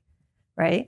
And she also, not usually, but she's taken subject matters that now are sort of mainstream, but had put them in, I would say, and looks at them in a way that I think hasn't been viewed often. So for instance, if you look at Big Little Lies, where she's looking at domestic abuse, or if you look at Nine Perfect Strangers, which is looking at suicide, in Here One Moment, she's looking at OCD. I think like she does this masterful job of giving it making it viewed in a way that hasn't been viewed before. Cool. That's coming. What's the book on top? Chris Whittaker, All the Colors of the Dark. That's out now. It's a very hard book to describe, to be honest. It's a book about obsession. It's a book about first love. It's a mystery. It's doing incredibly well, but it's not a very easy book to categorize. All the Colors of the Dark. Yes. With the red with Jenna sticker on the front. Yes. What do you make of all these stickers now? All these stickers. Reese's book club is big. Good morning. These are any tool to help with sales. Yeah. You mean, are they good? Yeah, well, and I don't mean, are they good? I know that they're good for sales. Yeah. But is this because in an era of endlessness, the value of curation skyrockets? Anything that helps a book discriminate itself from the mass of everything else is good. Yes. I think anything that you can, for the same reason, if you're, when an author has a platform or anything that's just good. Look, I think selling books is hard. So anything that's when you were saying, it's interesting when you were saying you liked that Australian novel. I'm curious, why did you end up picking up that Australian novel? Yeah, exactly. Because I went to Type Bookshop on Queen Street West and I said, I'm about to go away on my 3-week honeymoon and I want a really good long book to take with me, and I want it to be paper. And so Kalpana, the bookseller there who I trusted, had me read the first page of like probably 50 books. And this one really grabbed me. And then I read page 2. Then I read page 3. And I'm like, but this is going to be good. But they self-selected those. Yeah, she kept picking, because I said things like fast-paced, funny. I like George Saunders. I like David Mitch. I'd thrown a bunch of things out. She's like, how about this? How about that? How about this? And I've gone back to that store, by the way, more recently and told them that story. And of course, it's not on the shelf anymore. Even though it was a Man Booker nominee. I've had Steve Toltz on 3 books. I've loved the book. I tell everybody I can about it. I think it's wonderful. But yeah, it's hard to sell books. What helps books sell now? Look, I think it all comes down to, I think it was Tip O'Neill, who you're Canadians, you won't know, but he was a politician. He always said all politics is local. I do think at the end of the day, bookselling is about somebody handing you a book and saying, you should read this.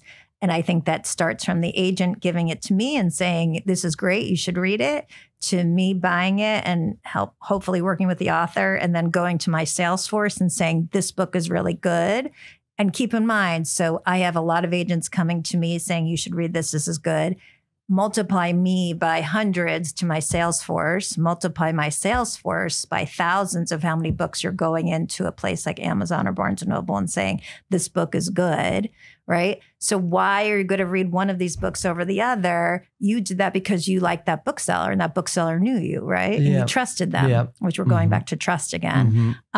So I think people have just, I think Jenna or Reese have developed trust with their fans where they know, oh, I really like her taste. So Reese is saying to me, you should read this. It's the same version of your bookseller saying, here, read this. Yeah, exactly. Which I try to do with, I have a book club, monthly book club. I put books in and feature them, the books I've read in the past month, same idea. And so but there's another question in here, which is kind of fun for people that are trying to sell books these days, which is, what do you need? And you said a platform. So when you are looking at a nonfiction book, what do you look for these days from an author? Well, I'm not doing that much nonfiction anymore. I should point out, you don't need a platform. I mean, plenty of my authors have zero platform. It's just helpful. Which is like an email list or a Facebook account or an Instagram account or a way to talk to people and tell them to buy your book, because otherwise you're relying on the sales force, which is selling in quantities to retailers, but not necessarily selling the book from there. Or a way for my publicity department to get a hook to get somebody interested in writing something about the book. Oh, you know what? This person might not have any following, but you know what? I think this is a great story. I can pitch this, in which case then I'm getting publicity for the book, which again is all is it, how am I reaching an audience and getting them to say, oh, that sounds interesting, I want to buy that book. What are the big difference makers these days in sales that you're seeing? Like, what are the places you're trying to get books mentioned or listed on, or somebody writing about it? We mentioned the big stickers on the covers. What else? But, that will only apply to 10 or 20 books a year. Yes. 50 or 100,000 more books are coming out than that. Yes, this is Maybe true. Publishing has a quantity issue. I don't know. But how else are we what else is moving the needle from what you're seeing? It's interesting because some things move the needle sometimes and then sometimes they don't, right? So sometimes you get a book on Fresh Air and in America, Terry Gross, NPR, and that could be a huge mover. And then other times I've had authors on there, it doesn't do anything. Really? It used to be if you had the front page of the New York Times Book Review, that moved the needle. Now I would say that doesn't. A New York Times review sometimes. A big podcast. Obama's reading list is always really great. Bill Gates' reading list. Bill Gates' reading list. If a book has turned into a movie or is going to be turned into a movie, that helps. So these are all things, though, for the average author that are very difficult to come by. They're difficult for the non-average author also, I should point out. Yeah, exactly. But that's why when you make it, Nita Prose did want me to ask you, what's one that got away? That was one of her questions she wanted me to ask you, because, you're good at acquiring. Well, what's a book that you were the underbidder on that, you wish you just put a little bit more money behind or you'd got? Oh. I mentioned her because she wrote the book The Maid, and then it was made into the CBS kind of book of the month. And that drove it to now I think it sold 3 or 4 million copies. Yeah, so God, I've missed so many books. But which one did I really want? It's so funny because I'm thinking of this, and it was funny at one point when the book, what was it? Was it Marley and Me? So Marley and Me came in, and I'd had lunch with the agent, and they told me about the book, and I'd said, "Can I see it early?" They said, "No, you can't. I promised I wouldn't. I'm going to send it out to everyone at the same time." Who wrote Marley and Me? Now I can't remember. That's okay. I don't know either, but it's a big. He was out of Philadelphia. He had been in Miami. It was a male author, and you couldn't see the book early, even though you couldn't asked. see it early. And then I think the day I got it in, or the day after, the agent called me and said, actually, I have a preempt offer. And I said, but wait a minute, I just got it. And she said, well, actually, the author was friends with so-and-so and they wanted us to she did send it out early. So she sent it out early to this one person. And so I'm getting ready to make an offer. And then it turns out that I go to my head of whoever it was. And I said, you're a dog person. Could you read this? She said, oh, I already read it. I read it for our sister company, who it turns out was the people who made the preempt offer. So I wasn't allowed to bid because I wasn't allowed to bid against them. So I wasn't allowed to bid in the auction. And I remember after the auction was done, I got this big bouquet of flowers from this agent because she was sorry, because she's like, I'm really sorry that I did, I told you I wasn't going to send it out early, and I did. And I remember my colleague at the time said, ugh, you're never going to hear about that book ever again. And then, of course, it was Marley. A gigantic hit. Yeah. Yes. Yeah. So Jenny Lawson is a mutual friend of ours. She was on 3 books in chapter 76. You've edited, I think, 4 of her books, if I have it right. Let's pretend this never happened. Furiously Happy, Broken in the Best Way. Maybe it's 3. And you are here. And you are here. And I asked her for a question for you. And she says, you can ask Amy. I've always wondered if editors edit their own work, or is it like how barbers can't cut their own hair? I think, well, actually, it's funny. People ask me what the editing process is like. And I always tell the story that Jenny says, so I hand over my baby to my editor and she's like, oh my God, this baby is so incredibly cute. And then I'm just going to cut off its arms and its legs and hand it back to you. And like, isn't it cuter? So I always think everyone should have an editor. So I'll routinely send, like if I'm sending flap copy or any copy, descriptive copy to authors and agents, I'll always say, please edit it, because I think everyone needs to be edited. So it is like how barbers can't cut their own hair. Yeah. I wanted, because remember you mentioned how many books you read and how often you read. Do you have any tips on speed reading, or how do you read such a big quantity of books? Are you doing anything to read so much so fast? It sounds like you read more than I do. I've always read. I am a fast reader. And I do think it's interesting. I had one assistant who worked for me who was so incredibly fabulous, but they were a very slow reader. And it's hard to do our job if you're a slow reader. Right. Yeah. And you have to speed up or ship out, it sounds like. Yeah. Okay. Well, this has been wonderful. I have a whole bunch of fast money questions just to close us off, if you're okay with it. Hardcover, paperback, audio, or e? What do I like to read? Yeah. Hardcover. The real thing. Yeah. But I should point out, I'm happy with people, quote unquote, reading our books however they read them. Yeah. So many people will say now that they've read the book and they listen to it on the audio, and I'm thinking that's great. Yeah. Okay, great. Do you have a favorite bookstore, living or dead? Oh my gosh. I would say Wordsworth, which is where I worked in Cambridge at the bookstore. It no longer exists. It was an independent bookstore. Cambridge, Mass. Oh, you were in Cambridge, Massachusetts. I stopped out of school a semester and worked in a bookstore. Oh, this is before Stanford. During Stanford.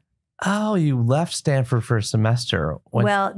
Stanford had this thing called stopping out, and there was always. Oh, that's what you're saying. I stopped out for a semester, and you went to work in a bookstore in Cambridge, Massachusetts, Wordsworth. Yeah.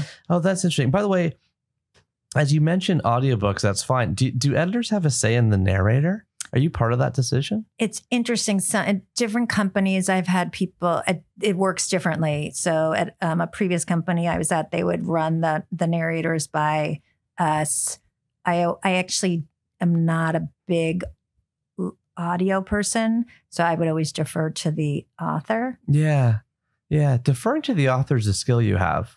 I mean, I think that's a skill. I remember when I was working with you on the first few books, it's like, you let me make more decisions than I think every other since has sort of allowed me to make. Really? Yeah. That's not true. I made you take out all the blowing your nose in the shower. Yeah, blowing your nose stuff. in the shower you cut out, which I in retrospect quickly agreed with. You were totally right. I mean, because I was writing a blog that was oriented towards a younger audience, and it had like a lot more gross things like that. Picking your nose was one of my first things. Fat baseball players. You didn't want any of that in the Book of Awesome, and we cut it out. What are one or two? Do you mark up or annotate books or any certain way? Any specific? You mean for editing? Yeah. Well, it's interesting. I've just changed how I was editing. So, we used to edit as on a manuscript, and then everything went electronic and we're editing on the computer. And then a couple of months ago, there was a British editor who came in to visit, and they have you seen a Remarkable? Do you know what a Remarkable is? No. So basically it's just a tablet. And I know what you're talking about. And you can't get I can't read news on it. I can't read email on it. Right. And I can write on it, and then I can then send it to myself. And so what I've just done now 2 books on it. But what it allows me to do is edit not with my laptop, which I have to say has been pretty great, because you can, I edited a book on the way home the other day in the car. And I wouldn't have been able to do that on my computer. Yeah. I was next to the dog. And you're using like a and stylus. You're doing a stylus. Right. And so in a way, it's going back to how in old school editing, how you used to edit. And now I'm thinking, oh my God, everyone can see I have handwriting that looks like a 4-year-old, which is embarrassing. But it's better to get a manuscript back with handwriting on it than the little text boxes, I think. Yeah. So I've started doing that. And I've always loved that more. I always also felt like I knew visually where something was in a way that I didn't when I just see it. That's proven. I mean, that they say that tactile. Oh, really? We remember more what we handwrite than what we type. How do you organize your books on your bookshelf, like at your house? Oh, it's a disaster. We just unpack the books and just were like, there's no system. No. Do you have a book lending policy? We just lend books, and then half the time you never get them back. Okay, you're fine. Do you have a white whale book or any book that you've been chasing? Oh, I don't know if I would say I've been chasing. I think, and also I'm not really doing nonfiction anymore, but I still have always thought Stevie Nicks' memoir would be fascinating. Oh, that's interesting. Yeah. I like that. Well, the audience for this show, it's called 3 Books. Our audience is book lovers, writers, makers, sellers, and librarians. You are renowned for your editing in this industry. Is there 1 or 2 hard-fought pieces of wisdom you want to close us off with as we finish up this wonderful conversation? Bits of advice for people that are writing a book or in the publishing ecosystem? I guess I would say... I would say, so for instance, I'm publishing this book. Do I have it here? No, I don't. Yes, I do. Okay, I'm publishing this novel called The Correspondent by a woman named Virginia Evans. And it's an epistolary novel about a woman who's 73 years old, right? Epistolary? Epistolary. So it's epistolary. Now I can't. No, you're right. I just don't know what it means. I'm asking. I'm the dumb one. It's all letters. It's letters. So it's all written as letters, either from this woman or to this woman. And it's her first novel, and it turns out it's Virginia's 10th novel that she's written. It's her first one to get published. And when she came to New York a couple of months ago with her son, because she told her son, if I ever get a novel published, you get to pick where we go. And he picked New York, and they came, we had lunch, and then she came back to the office and we took a picture in front of the Penguin Random House sign. And I do think we get sort of jaded by, it's another author, it's another book. And you realize this woman, she's spent her whole life wanting to get published. She's written 10 books. And, she could have very easily have just said I'm going to, or for instance, I had an assistant once who had given himself, he'd gone to law school and then decided he didn't want to be a lawyer. And I think he gave himself, I forget how many years it was to get a job in publishing, and he couldn't get a job. And I think he and his wife had sat down and he had said, here's my deadline. And I of course, didn't know anything about this, but he ended up getting a job a week before his deadline was due. So I just sort of feel again, going back to the eternal optimists, you just need one person to like your book. Oh, interesting. You just need one person to like your book. Or to hire you, or... Yeah, I love that. Einhorn, thank you so much. It was worth the 6-year wait. Thank you so much for coming on 3 Books. It's been a wonderful conversation.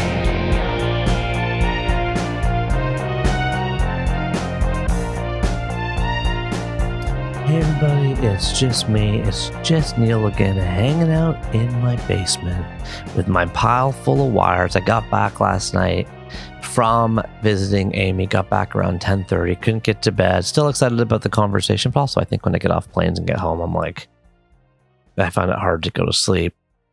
So I was rolling around, and this morning I woke up and I was like, okay, time to record this. Let's put it out here. Let's put it out there next week. So yeah, this is a very, very fresh conversation, and it was a joy kind of seeing Amy. Her energy is like infectious. She has got such a bubbly and positive persona, and she demure. She's self-effacing. She's very humble about her talents and her skill and her ability. I hope you found that a helpful conversation. So many quotes jump out to me. How about you just need one person? Like, great for everybody to remember. For those of you that are wanting to write a book or get one out there, that story of the woman who is there with her grandson. I think, she'd written 12 books or whatever it was. It's like, you just need one person. If you find the one person who loves your books and will represent it and take it forward, great. That's wonderful. And that one person could be you. Of course, it's harder to break through in self-publishing, but it doesn't mean it's impossible. People like David Goggins have proved that it's possible. Michael Bungay-Stanier, our past guest, it's possible. Fiction allows us to get to deeper truths. How true is that? My job is to help an author write a better book and reach as many people as possible. It's interesting. I feel like that's a powerful quote for 2 reasons. One, well, for the big reason, actually, I shouldn't say 2 reasons, because I think most editors would probably say my job is to help an author write a better book. And that is the experience I've had with some other authors as well, or editors as well. But the reach as many people as possible part is huge, right? Amy often says, I got to sell it internally before I sell it externally. I got to tell my head of sales, I need you to read this book. I need you to fall in love with this book. She generates such internal passion that the sales forces and the PR teams get behind her books in a way that I haven't always seen with others. What is it I want it? In terms of how to write a title, just for those of you that are writers, like, what is it I want it? That lean in quality. What is it I want it? Which is great. My literary authors want more sales, and my commercial authors want more respect. I just thought that was great. And the book delivers something you can't get anywhere else. 3 more books to add to our top 1,000, including number 592. Goodbye Columbus by Philip Roth, which I read and I love. It's short too, like 134 pages. Number 591, The Girl's Guide to Hunting and Fishing by Melissa Bank. And number 590, Mating by Norman Rush. Okay, that was the only of the 3 I didn't read, but I, of course, now that Amy's so high on it, I have it on my TBR still. Thank you so much to Amy. Thank you so much to you. Thank you so much for joining us in chapter 140 of 3 Books. Are you still here? Did you make it past a 3-second pause? If so, I want to welcome you back to the end of the podcast club. It's one of 3 clubs that we have for 3 Books listeners, including the Cover to Cover Club. Please drop us a line anytime. If you are one of those people that's trying to listen to every single chapter of 3 Books, drop us a line. We're starting to add names to our FAQ. Some people are saying, I don't want to be recognized. That's fine. But we respect the people that are like, okay, 140? Cool. I'm ready for 141. I'm ready for 140. There's only 333, right? So we're past the third of the way mark. So that's the Cover to Cover Club. People that are trying to listen to every chapter. And then there's also the Secret Club. I can't tell you more about the Secret Club other than you got to call our phone number for a clue. It is an entirely analog only club that operates through the mail. 3 bookers who are in the club, you know what I'm talking about. And how do you find out more? Call our phone number. It's 1-833-READ-A-LOT. Yes, it's a real number. 1-833-READALOT. And with that, let's kick off the end of the podcast club as we like to do by going to the phones. Hi, Neil. I'm Nadia. I'm an educator in the Mojave Desert in California, but originally from green and luscious Minnesota. So definitely a contrast there. I'm calling because I just finished your podcast with Nancy, the librarian, Nancy Pearl. And the part that really struck me was Nancy talking about her love and appreciation of audiobooks. So I would like to recommend Elizabeth Acevedo, and particularly her book, The Poet X, as a great intro into audiobooks. Elizabeth Acevedo actually reads the book, The Poet X herself. And it's a book in verse, a novel in verse. And so it's just almost meant to be read out loud, and she does a really beautiful job. And the other thing I wanted to mention was my formative book. I have many, but the one that I'd like to point out is Pachinko by Min-Jin Lee, a really beautiful, honest, tragic, yet also hopeful book about a Korean family living in Japan.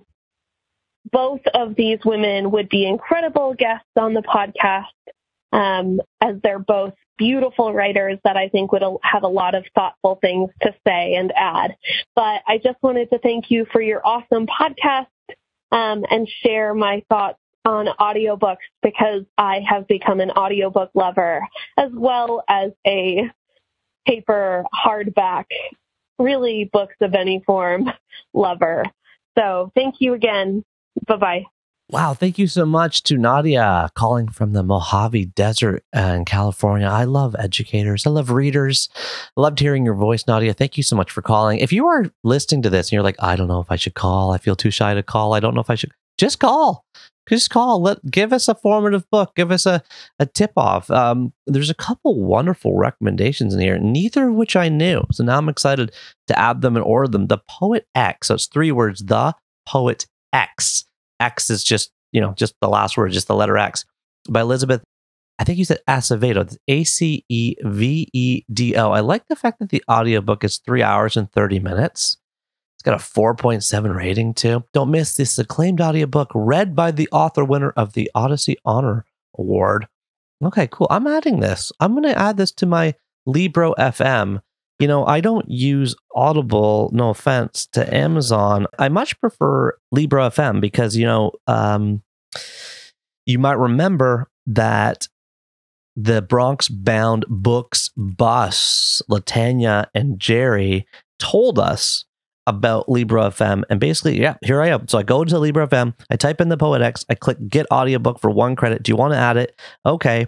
And guess what? The profit goes to my local independent bookstore. And I can change it. I have changed it a few times because I want to give the money to different bookstores. But then I press download and now I've got it. I've got the Poet X on my phone right now. And I like that. I'm going to start listening to that. Thank you so much. Also, the formative book, Pachinko by Min-Jin Lee. That's L-E-E. In the early 1900s, teenage Sunja, the adored daughter of a crippled fisherman, falls for a wealthy stranger.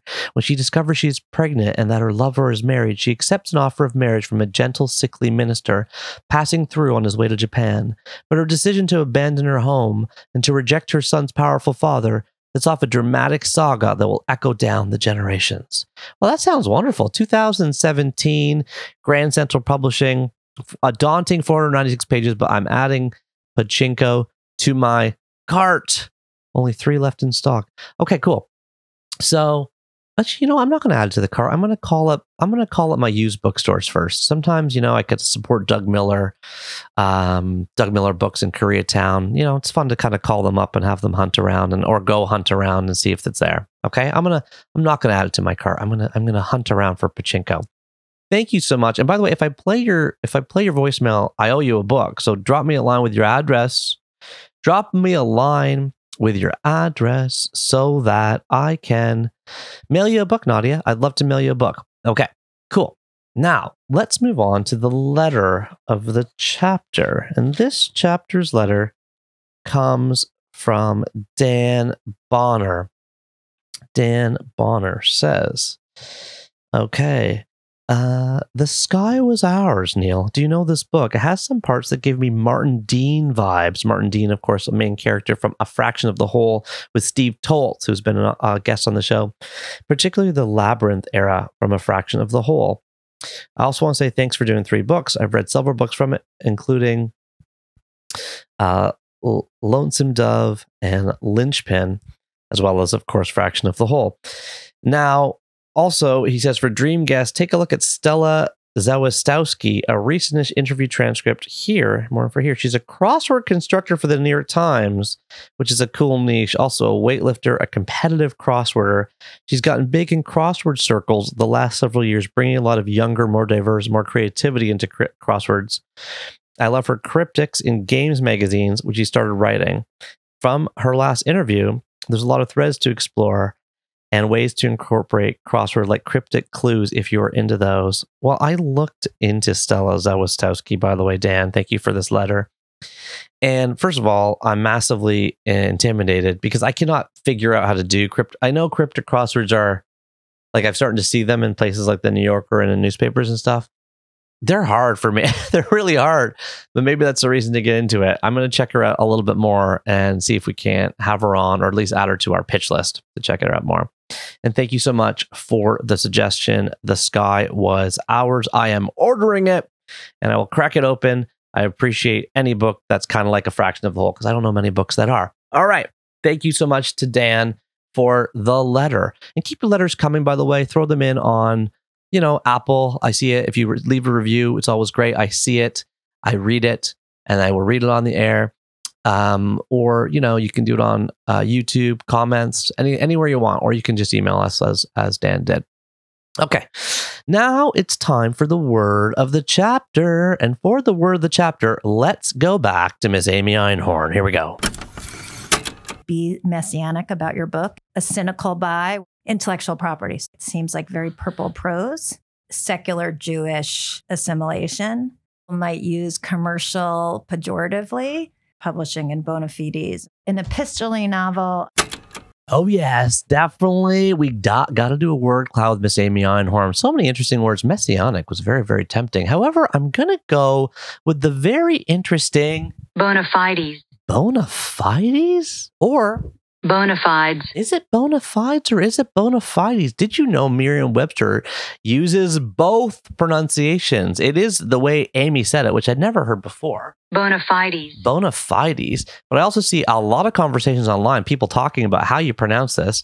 And the one that I'd heard before, bona fides, bona fide, is considered non-standard. The definition of Merriam-Webster means good faith, sincerity, the fact of being genuine, often plural. Evidence of one's good faith or genuineness, evidence of one's qualifications or achievements. That's the fourth definition, but that's the one I'd heard the most, but it really just means good faith and sincerity. Did you know bona fides looks like a plural word in English? Like it is bona space fides, but in Latin, it's a singular noun that literally just means good faith. When bona fides entered English, it first stayed very close to Latin use, and also kept its singular form. For example, a claimant whose bona fides is unquestionable. But in the 20th century, the use of bona fides began to widen, and it began to appear with a plural verb in certain contexts, such as the informant's bona fides were ascertained. Holy cow, what an interesting word. It's a word, but it looks like two words, and it's singular, but it looks like a plural, but it could also be a plural. It is the one and only bona fides. Bona fides. B-O-N-A space F-I-D-E-S, a noun. That is a real thinker. I love that word. We're adding it to our word of the chapter. It's going to be on 3books.co. You can head over to 3books.co anytime. The whole top 1,000 there, a list of every formative book mentioned, a list of every guest, the blog post, the show notes, any single proper noun we mentioned on the show. It's all there. Everything's there. We are adding to lists and lists and lists and lists. We love lists. We love categorizing. We love sorting. We're doing our best. We got a 22-year-long project. We're punctuating the full moons now with new moon re-releases, right? Seth Godin is already out. Judy Blume is dropping soon. And we're going to hang out with Vish, I think, again. We got to just kind of keep the rhythm and rolling going. But every single full moon, there'll be a new chapter of 3 Bucks for sure for 22 years. That's the promise and pledge I'm making. Thank you for coming on this ride together. Now, until next time, everybody, remember that you are what you eat and you are what you read. Keep turning the page, and I'll talk to you soon. Take care.